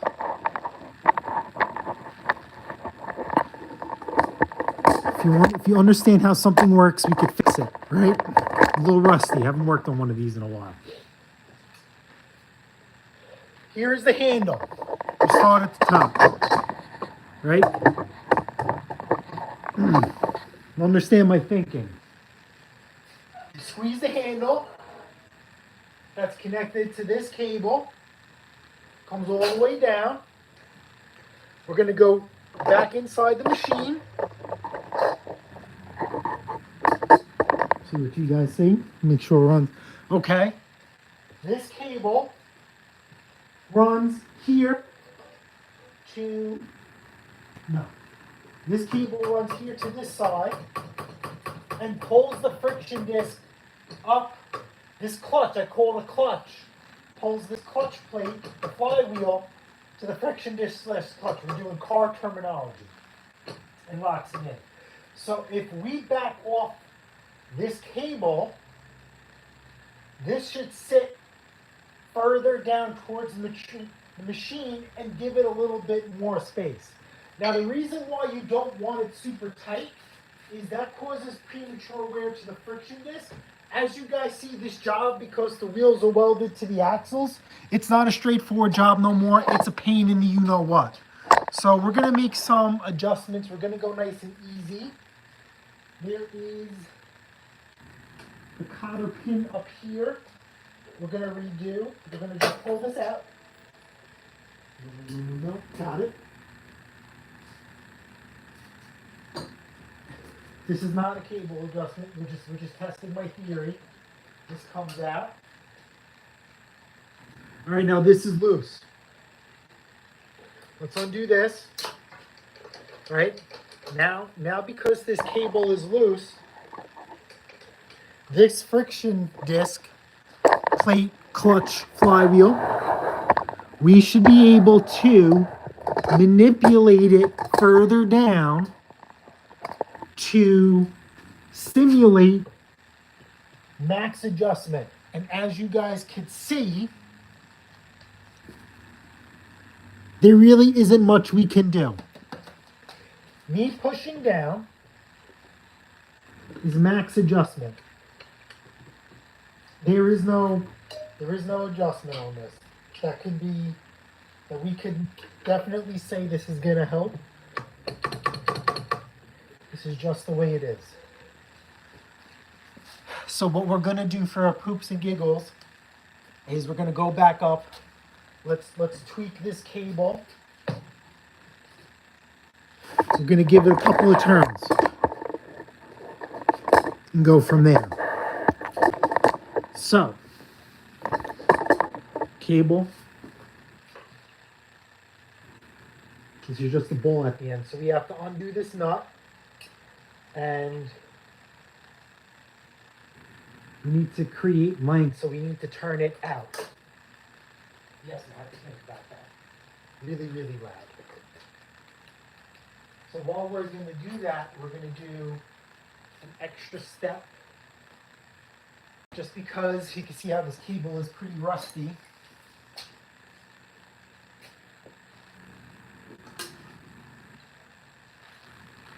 It's an adjustable wrench.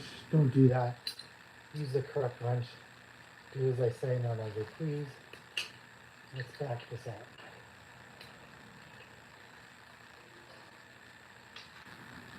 Come on.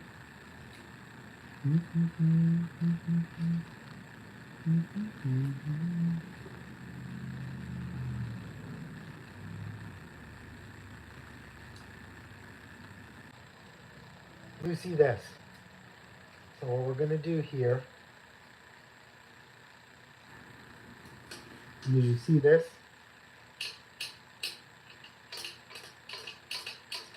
I just have to do this. I just have to do this.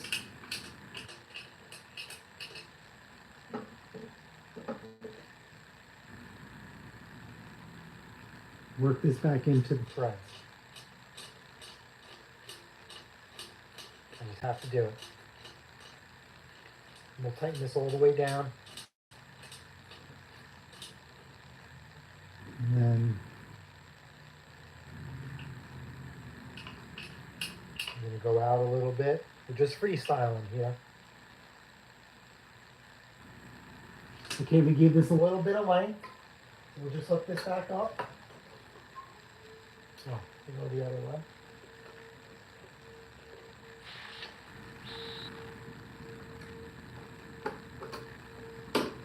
We'll hook this back up.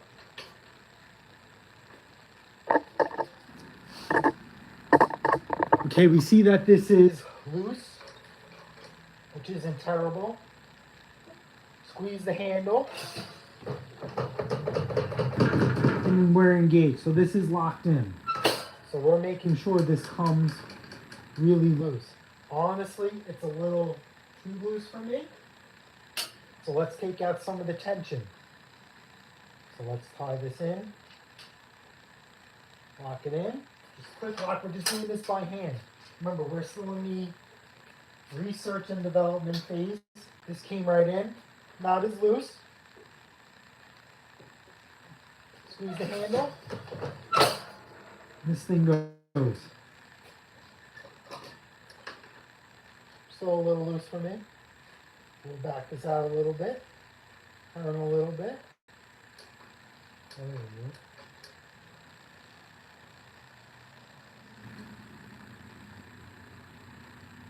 This should be the final adjustment. Spin, lock, let go. This is still loose, which is fine. Let's go back and compare.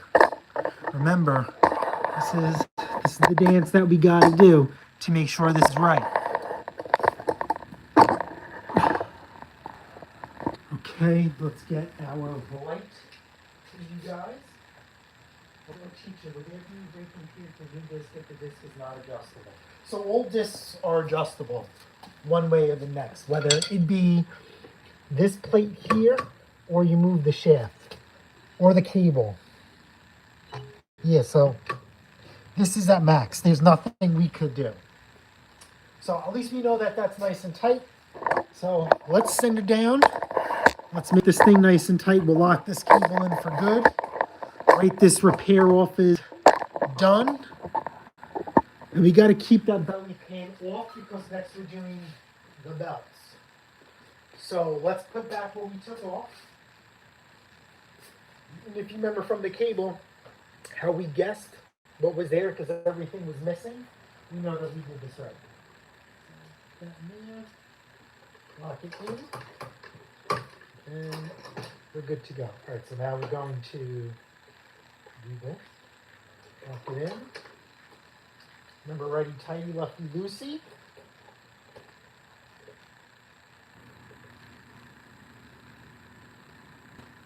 That's it.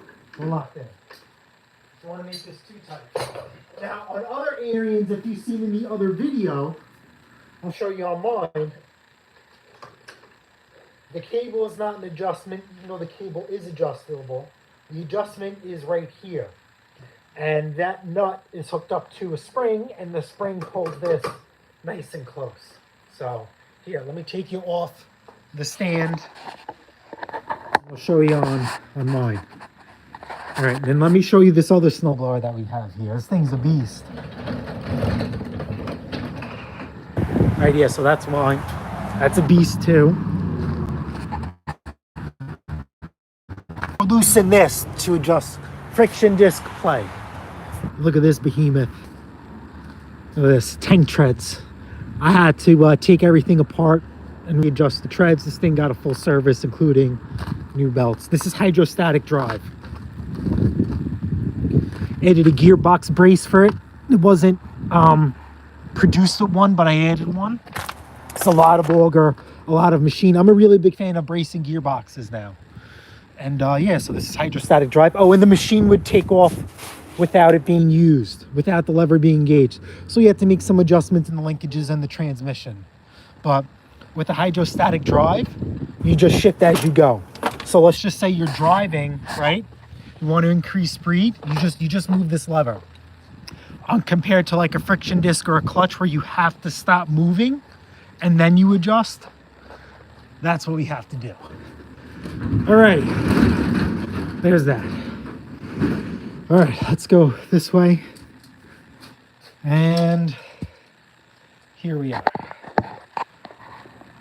I'm gonna do, nope. Can I tip you guys this way? Does it rotate? Nope, doesn't rotate with me.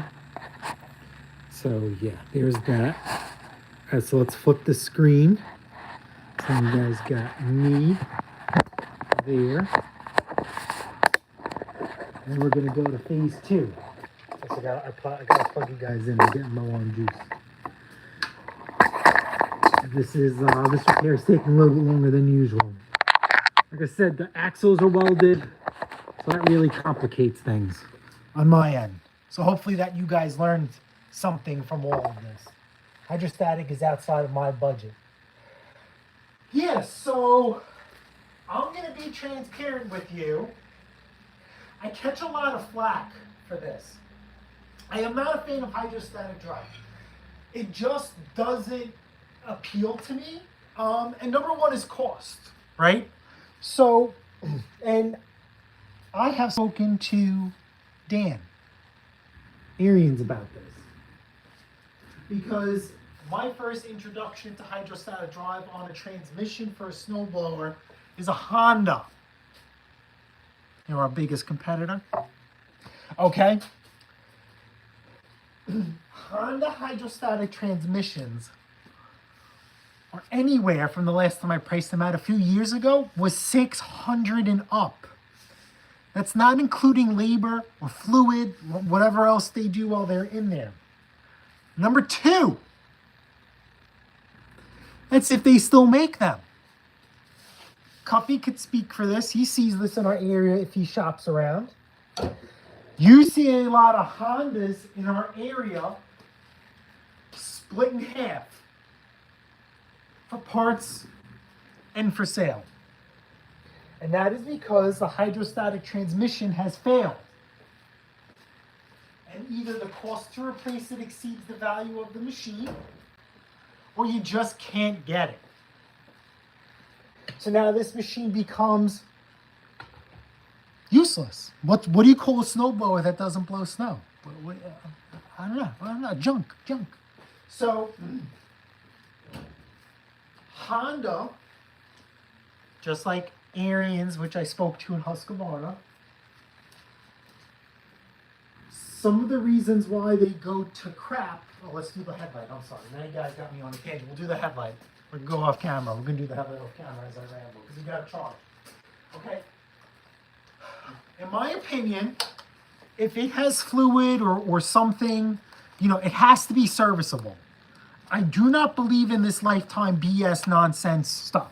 I'm old school in the sense that you can't break that in me that the quality of oil and lubricants are getting better, so we don't need to service them as often. Ariens and other manufacturers say that the hydrostatic fluid in your transmission of your snowblower is lifetime. And I call bullshit, because over time, oil breaks down.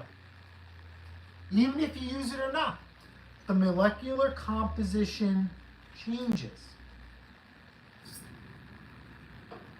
So that means it needs to be replaced. It's that simple. There's nothing to argue about, question about, discuss. It has to be replaced. And I believe that's where some of these issues fall. Could there be a leak and the owner ignores it? Absolutely. But if it's not serviceable, it's not like you could drain and fill it. Everything has to be removed. Everything has to be taken apart. There are no drain and fill plugs. It's right at the reservoir. I call that BS. I'm not a fan of it. I think everything should be like your car differential. If it's got oil in it, there should be a drain and a fill plug. Now it's like those lifetime oil change lawnmowers where you just top off and then everybody gets upset when the motor goes kablooey. Same thing happens with your hydrostatic transmission. Now the reason why there also is no drain plugs on there is because it's a very, very expensive component. And the manufacturer, because Ariens and all these companies don't make their transmissions, right? They don't want people like me and you in there. They want trained factory technicians to work on the machine. So there's that. Put that in your pipe and smoke it. All right, so let's get this belt cover off, and then we can do the 3 belts on this. That's the reason why I kept this off. I think we should be able to easily access this without taking the machine apart. Excuse me. This live is going a little bit longer than I anticipated. My phone was fully charged. If you are still here, I appreciate you. So let's get this belt cover off, and we'll get this machine going. Okay. Come on.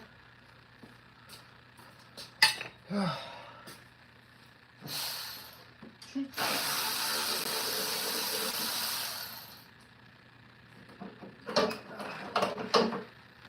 Alright, let's get this out of the way. 1, 2. Just gonna watch me work. 2. I want to see what you guys see. All right, so let's go down. Sorry, off camera. All right. Let's move this out of the way. The belt cover's off. We exposed 3 belts.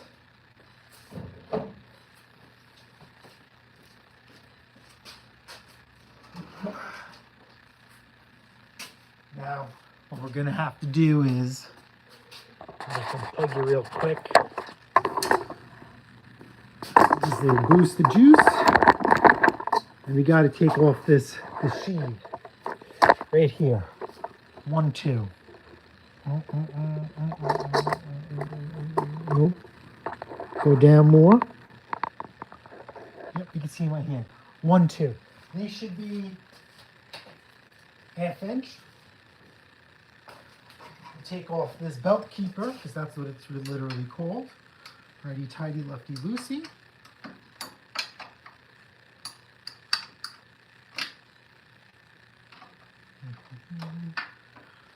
Broke this free. So this machine, I'm not sure if it came from the factory like this or somebody added the upgrade to it. That I don't know off the top of my head, but when I did order the parts for it, we did that live on video, it did show 3 belts. It wasn't an option for 2. So I believe that this came from the factory like that. Okay, put these aside. Now, watch your ears. We're going to give this thing a quick blow job because it's got some stuff. And remember, this machine is sitting outside.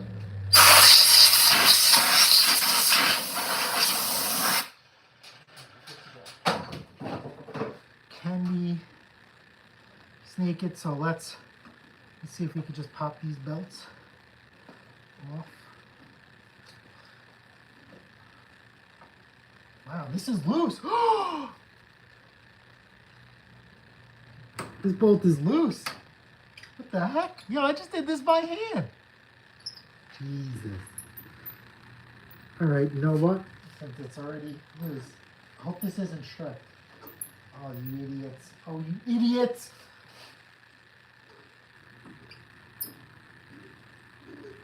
Idiots. Let's look at these threads. All right, they're in good shape. Oh, you idiots. All right, so that's good. This pulley comes off nice and easy. It's not frozen. Just pull this off. This will go one way. Spin. Only because this is loose. It just comes off. Okay, so there goes that. Okay, let's undo this spring here.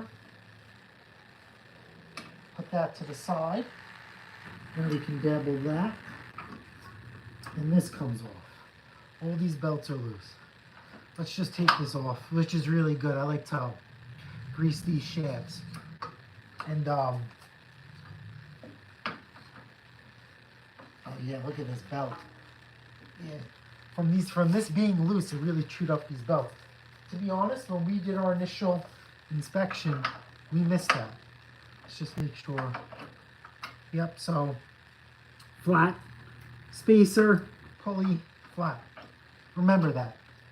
Spacer, pulley, flat, remember that. Spacer, pulley, flat, remember that. All right, so now we're going to split this machine in half. This is what this machine requires, unfortunately. So we'll put you on the boost juice. We're gonna boost you guys up. And we're gonna do some magic. Okay, so visualize 1, 2 on this side, and on the same side, on the other side, the opposite side, are the same bolts in the same location. So we gotta take those out. And the machine's gonna open up like a clam or an oyster, and we'll start knocking it out. Alright, so are these 9/16 or 13 millimeter?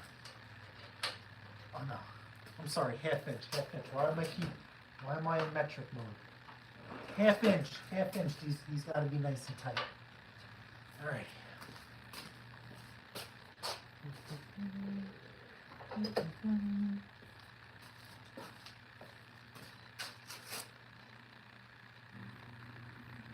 Ready, tighty. Let's do this again. Alright. Just crack these free. And then we'll put the speedster on there. I hate cracking machines loose. Because it's a pain in the you-know-what to line them up and put them back together. It's just my experience. Ugh.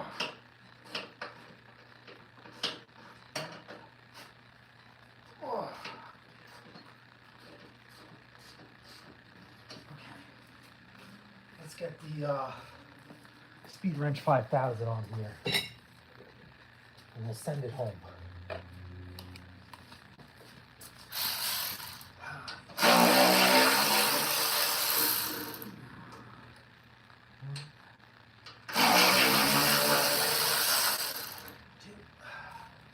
We just need to crack this thing enough just to slide the belts in and out. We're going to try and keep this attached.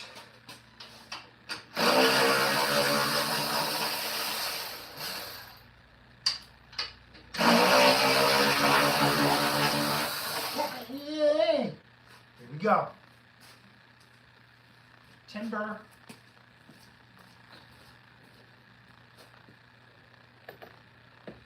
Alrighty. Let's take you off the juice. Let's get a good angle and see how this machine is separated. What do you guys see? I'm just looking at the iPad. Yep, okay. Man, did I get this camera lens dirty? Hold on, hold on. Let me just see something. There we go. Alright, so now we have our belts loose. So we have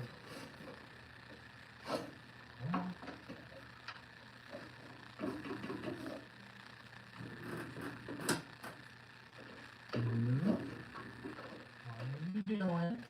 Come on.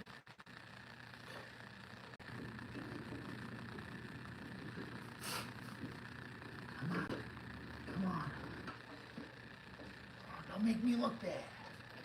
I'm out. That's the drive belt. Okay. Well, we do that one to make sure we got the right belts. And this is ordered a kit online where it's all three. So we'll just take them. That looks good. Okay. 4L390 for this machine.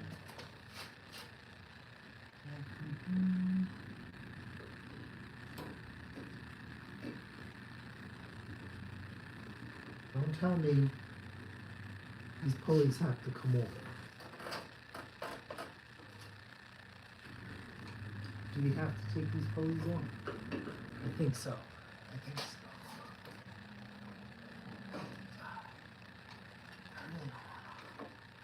Yeah, we're gonna test a little bit of the theory. We're gonna stretch the belts.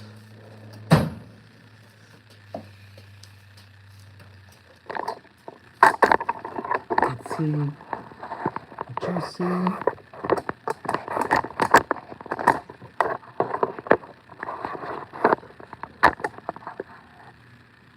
Okay, I think that's a good deal. So we're gonna see if we could just give this a little persuasion and the belt comes out. Yes, it does. It's not a terrible persuasion to do, and the belt comes out.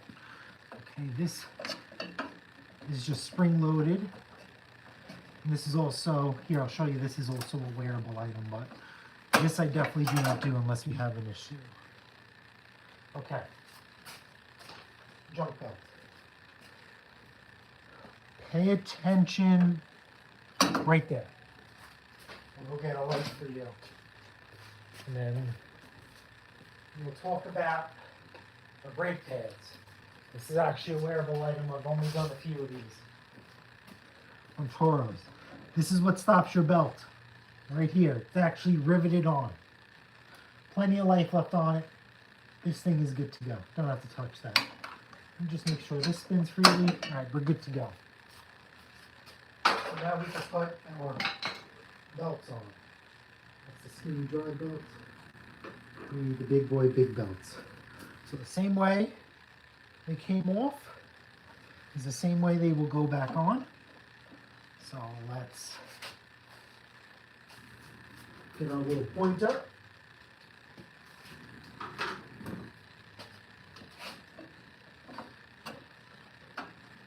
And just get that in there. Okay. And then just give it a little help.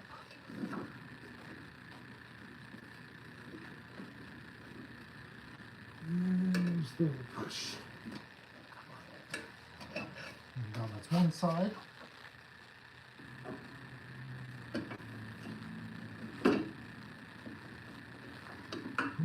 Come on, Daddy. Come on. A little bit of push. Oop. Okay. You got one side. You got one side, you can do the other. Trying not to pierce belt. I'm just trying to give it a little help. We're in. Whammo, whammo. Okay, keep that there. And we'll go to the outside belt. The outside belt really doesn't need the same assistance because it doesn't sit inside. So push that down. Double belt kit installed. Now, this drive belt. Can we pull the drive belt out the top? No. So we gotta play snowblower yoga. This is good to go. Let's put some lube on there because I can't physically get past that because you don't want one of these shafts to be seized on there.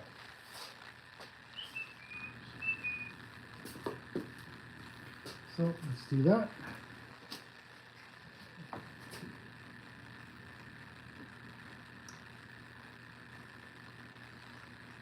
In the keyway. Okay. Spacer in, flat side out, remember? So this is a keyway, can only go one way, and we'll work it back and forth. Make sure it's good to go.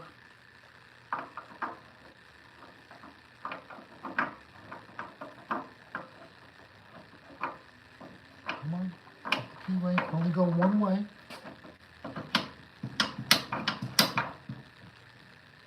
Let me just put our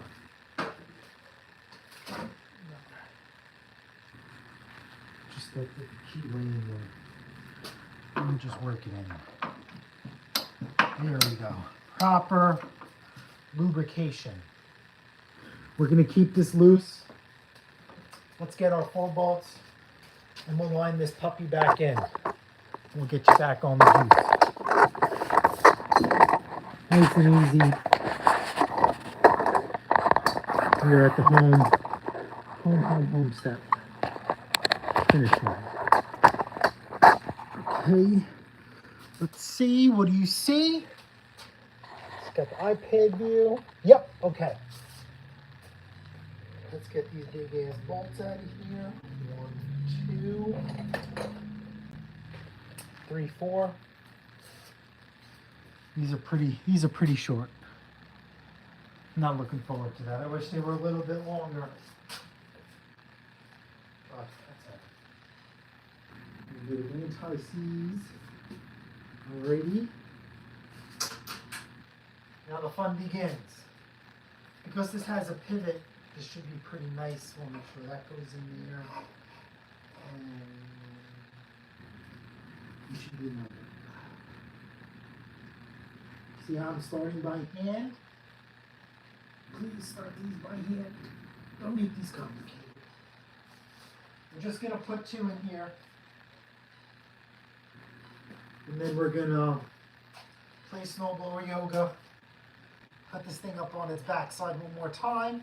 On its front forward face. And we can get this belt down. This belt is pretty tight. Alrighty. Up. Lift with your legs, not with your back.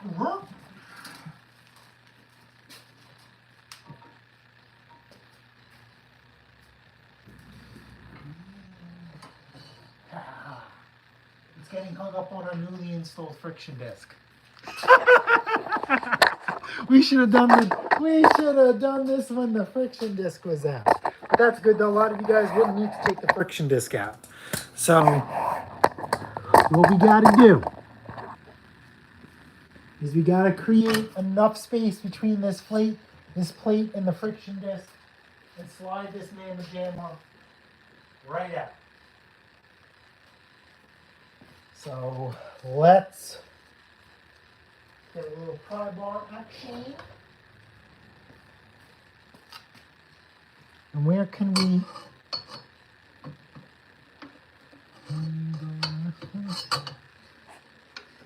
Here we go. Boom. Out. Yeah, this belt. All right, so I have a feeling that this was an upgrade kit. This belt is original. See this belt? See how cracked it is? And look at these belts. A little bit of cracking, but these are nowhere near as in poor condition as the other ones. So let's make sure the missus got the right kit. Nice and tight. Good to go. And remember, the same way we put this in, on this one we should just, is the same way we put it in. So wow. The same way we took it out is the same way we put it in. That's it. Come on, baby. Come on. Spin the wheels. No, that's supposed to spin the other way. Idiot.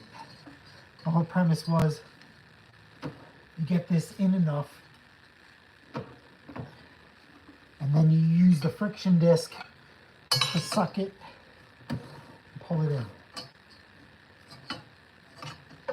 Like that. There we go. This belt is in there.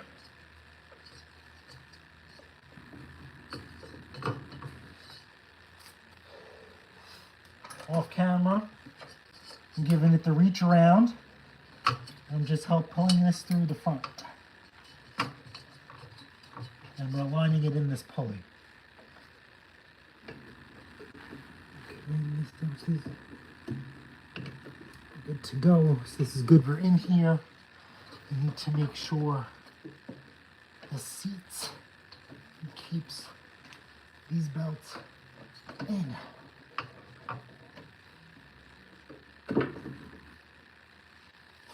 Alrighty. Snowblower yoga. We should really put the belly pan cover on there, but I just want to make sure it's on nice and tight before we start. We've done enough double work today.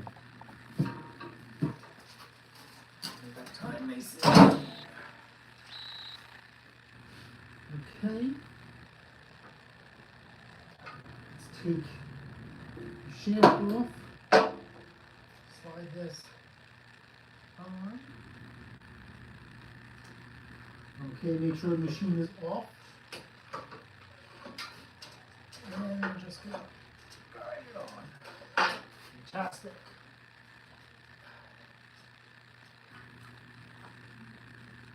Actually, I messed up. Let's get this out.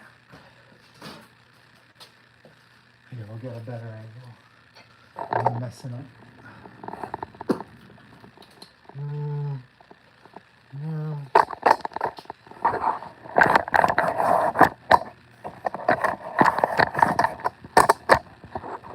All right, do you guys see that? Let's watch the iPhone, iPad angle. Yep, you can see. What I should have done is put it on this belt first. Put it on this keeper. Like that. But the belt's been flipped already. So let's pull this off.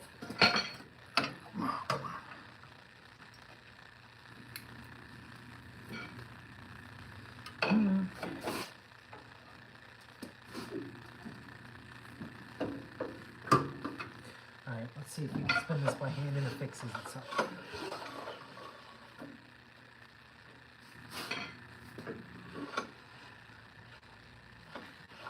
Nope. Okay. Alright, hold on.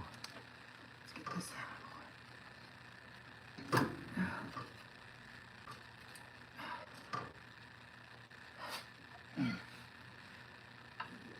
Rusty. Alright, hopefully this belt didn't flip over. Alright, good. Let's get this out of the way. Okay, so these belts are in a V groove, so we just got to make sure we're still in the V groove. And this is the reason why we didn't pop this out. Okay. Alright, snowblower yoga. Just imagine fixing mistakes. Mistakes will be made. We just fix them.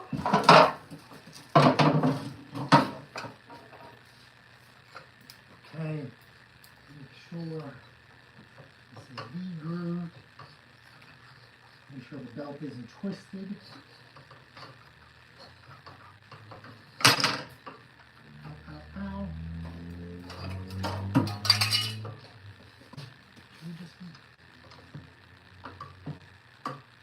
Why did you do that? Why did you do that? All right, we're gonna go back out. We're gonna go for the distance. We gotta fix mistakes. Mistakes will be made. We're only human. If I make them, you make them. Hopefully you watch me make them. You don't make them when I do them.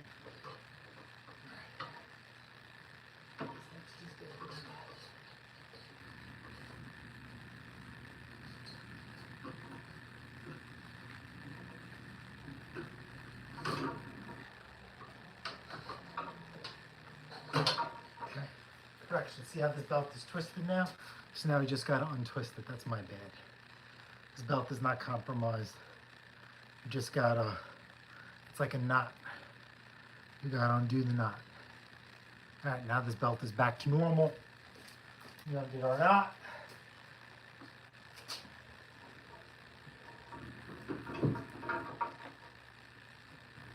Okay. Let's put that in there. One last time.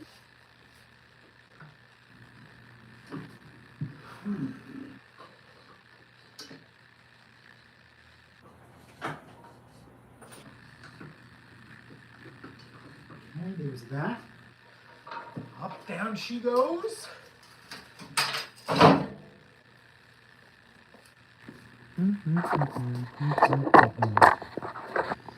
All right. Try this again one last time. In.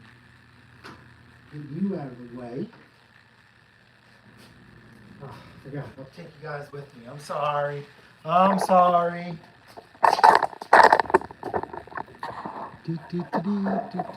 Close. Close.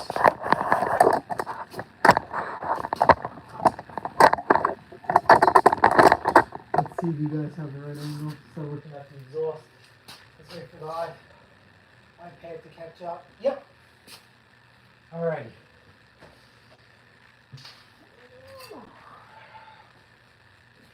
This isn't part of the ice shield, so this will go here.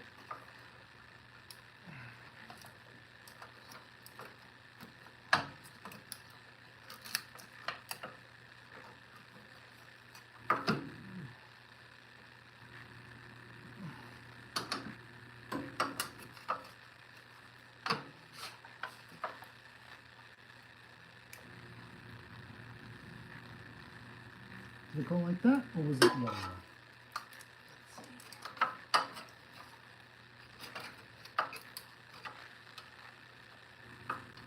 Nope.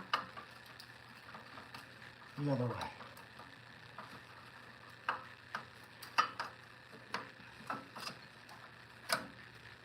Okay, so that went like that. Or was it like this? Yeah, it was like this. Facing in. Alrighty, so pulleys and belt. Pulleys and belt. Alrighty, so a spacer. It's can only go on one way. We have the keyway. Don't worry about this part just yet. That will cover there. Let's get our belt. We start this by hand. Remember, make sure the machine is off, and we'll let the belt pull itself in. Why is it doing that? Okay, we're in. See how the belt is laying flat in the groove? Fantastic. Let's get our big fat pulley in there. Hey, where was this? I think this makes sense. This has to be, oh, we gotta take this apart.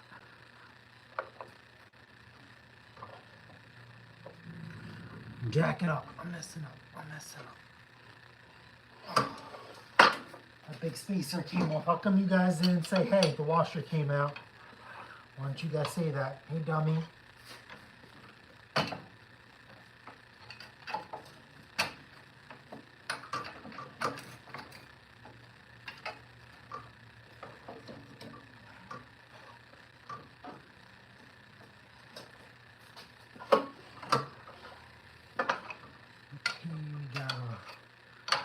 slide this belt out, put some pressure on it, turn, and it'll come right off, like so. All right, let's get our spacer back in there. Thanks for the heads up, boys. Spacer, shield, we're good to go. Last time. The last time, officially. Okay, there we go. In there, squeeze.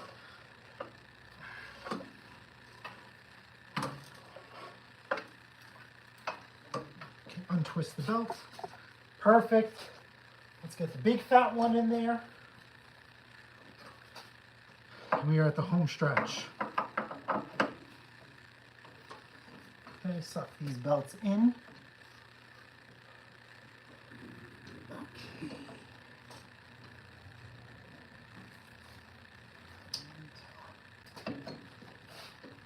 One and two. No. Just pushing it past the tensioner.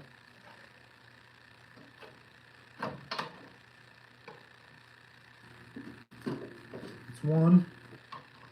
Let's get the second one in. Okay, there we go. This can only go one way. So the belt closest to you will go here and the outside belt will go to the outside. So, let's see, can we get this one in like so? Second one in. All right, now we got to put this bolt back in that they left loose, which I think is crazy. Crazy. So hopefully this thing isn't tripped. So let me just see what socket this thing takes, and we'll hit it with the impact. If you do not have an impact, what you got to do is somehow stop the motor from shifting, spinning. And my idea would be to clamp the auger handles down, because that should put tension on the belts and stop it from spinning. But let's tighten this by hand and send it. That's it. That's it. It's a lot better than what it was, which was loose. Don't ask me the torque specs on there. I use my torque arm. Okay, so this is good. That's not going anywhere. We have to reposition the belt keeper, the tensioner for the drive belt. So let's do that.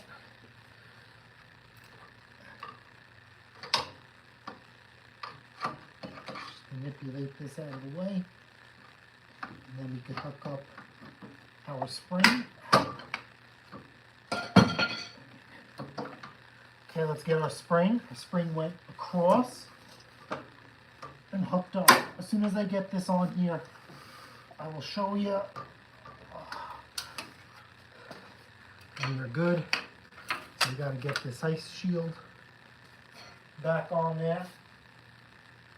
And then I'll show you how the spring goes back on. 1, 2. Spring goes back on. Again, same thing, some anti-seize. I'm very adamant, especially when it comes to bolts going into the block. The block is made of aluminum, okay? When you have two different types of metal that go together, they're gonna rust. I forgot what that's called, the technical term. But there's a technical term that's given when there's two metals that have two different compositions and they touch each other, they will rust. Why aren't you spinning freely? There we go. See, because this is aluminum, I'm making for sure that these spin in by hand. You do not want to strip these. Please do not strip these. This is part of your motor.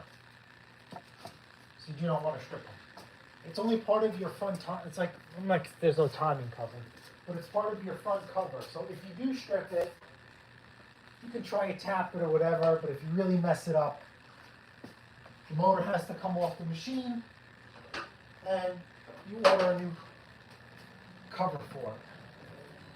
So let's tighten these bolts. Oh, no, no, no, no, no, no, no, no, no, no, you idiot. No, no, no, no, no. No, no, no, no, no. What am I missing? Come on. This right here. That's okay. That's okay.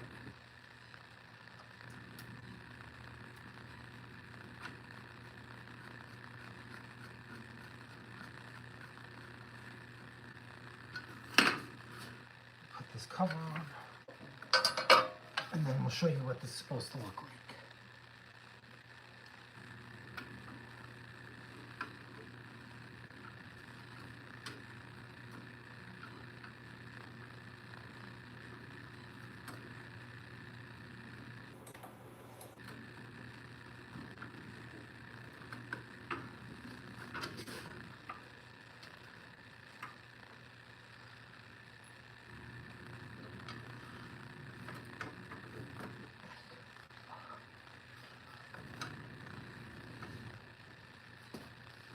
Come on. Oh. There we go. Tighten it by hand.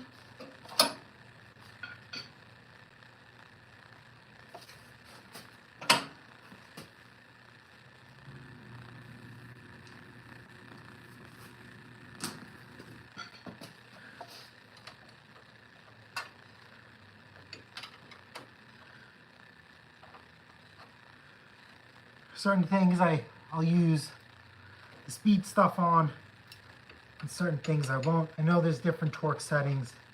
Me personally, I'm going by hand. So I can feel it. And again, don't want to mess anything up. I already messed up enough as is. So once you feel it getting tight, this is aluminum, you don't want to strip it. Once you feel it getting tight, quarter turn. That's it. Just a little oomph. Just a little oomph. You'll feel it. You'll just feel it. It is man's natural instinct to make things tight. Just a little tension. See that little tension? Ooh, that's it. We're done. Oh, just have a little bit more here. It has a little bit more. Sorry. Yeah, that's good. All right, so let's get you off the stand. We'll get a closer look at this spring setup, and we will check functionality. We're not going to run the machine. I have to do the carburetor on this. I said this earlier. That I'm not going to do on camera because I have to do it outside. And we can't have gas in the garage.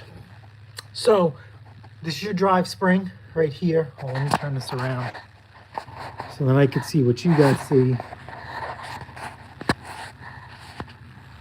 There we go. Okay, so auger belts, 2 here lined up. This is your drive belt. Tensioner goes on the outside. Spring goes from here to there on the other side. So that's how you know where it goes. So that's how you know it's lined up. And you're good to go. So let me just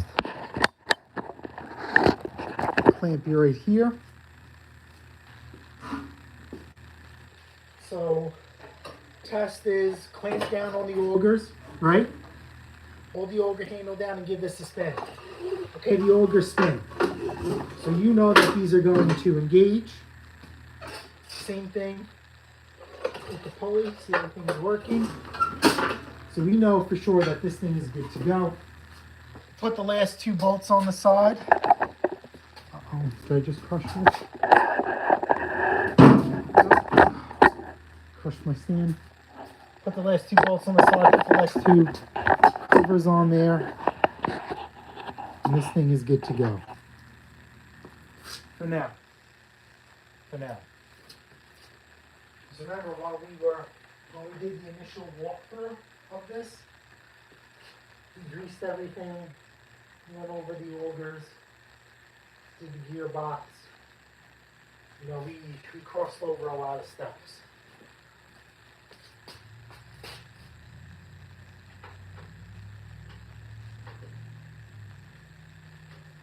Remember, these are 1/2 inch. Memory serves me correct. And so I hit it with the speed ratchet because I started these by hand. And then we'll give them a good time. 1, 2,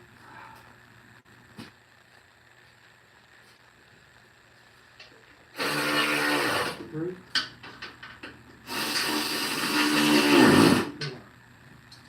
Take this off. Put it on our ratchet. Double check. 1. Same premise. Just lock it down. Lock it down. I have to tighten this thing like an animal.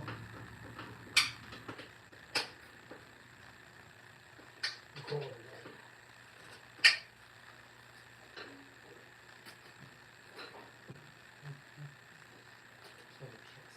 Okay. So I'm not going to do this because we have to run the machine. But one last thing, and then we'll pull it around. I also have to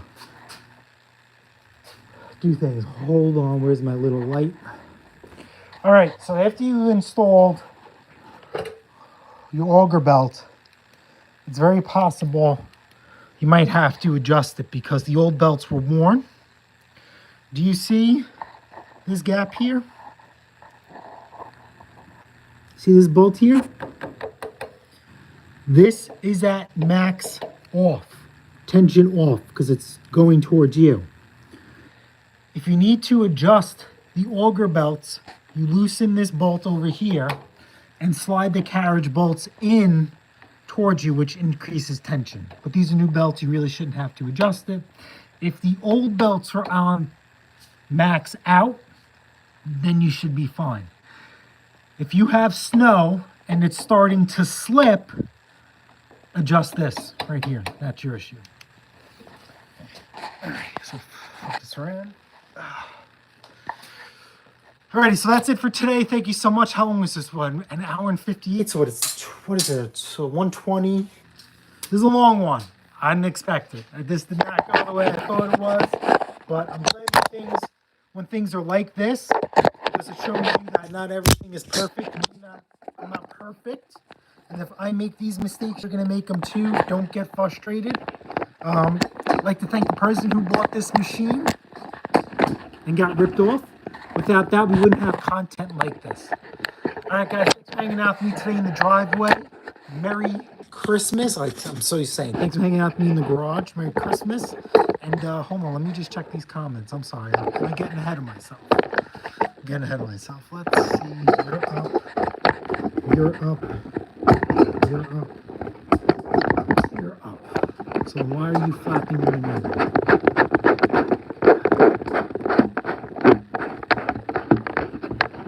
All right, so let's go look at these comments. What did I miss?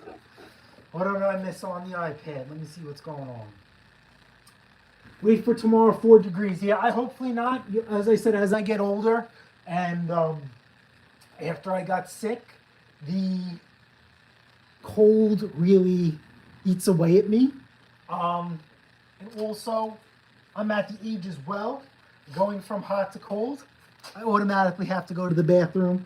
I maybe be TMI, maybe too much, but I don't know. It just automatically triggers me. I don't know how many times someone has to pee.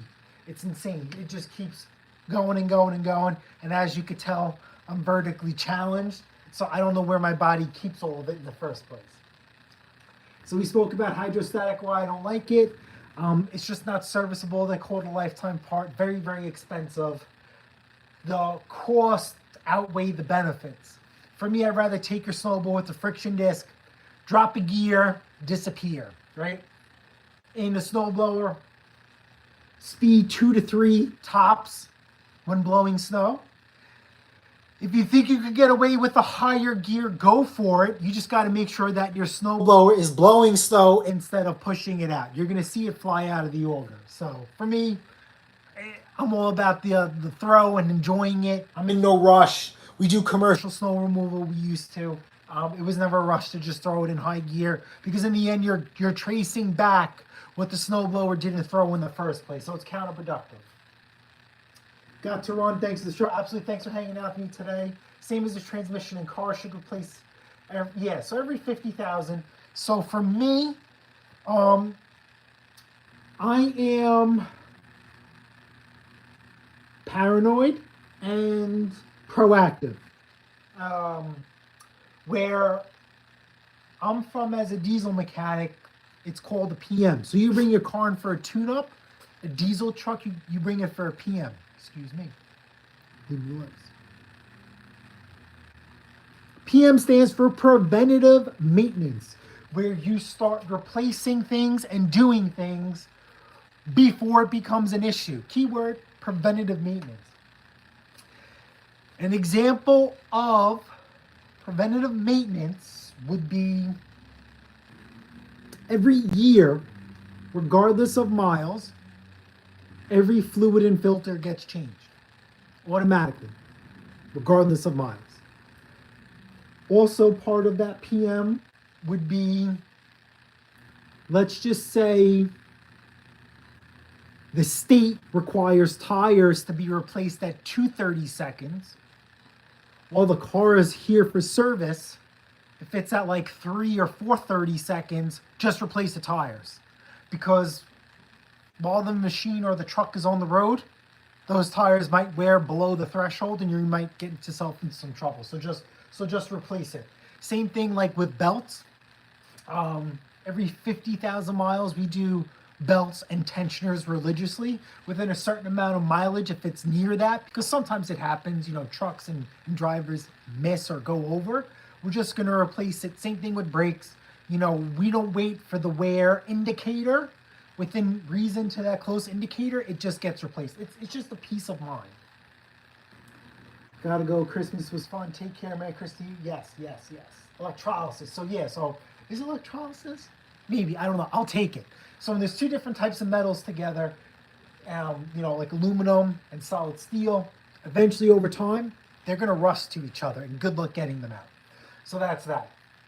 So really, really do appreciate you guys hanging out with me in the garage. Hopefully you guys learned something. We did a few things twice, 3 times, right? I do it twice, so you guys do it nice. And this is a prime example of please, if you're going to purchase a used machine, there's absolutely nothing wrong with it. We haven't had snow in quite some time. That means there are a lot of screaming deals here. This machine was purchased for $250, needs about $800 in parts worth of work. We can let it slide for now. This machine, to me, in my opinion, is a total loss because they're not doing the work themselves. They have to pay somebody like me to make this thing right. It exceeds the value of the machine in today's market. If they would have watched a couple of YouTube videos, they could have spotted that the wheels were welded to the axles, potentially got it cheaper, or potentially walked away. As of right now, this is not an issue, but mentally I can't get away from it. Anytime those wheels and tires have to come off for repair or maintenance, it's going to be an issue. In my opinion, they should sell this machine. And I'm going to repeat that to them one more time once they come pick this up. If you had this machine, you should be selling it too. It does suck that they're going to have to dump this on somebody else. That is the way the world works at times.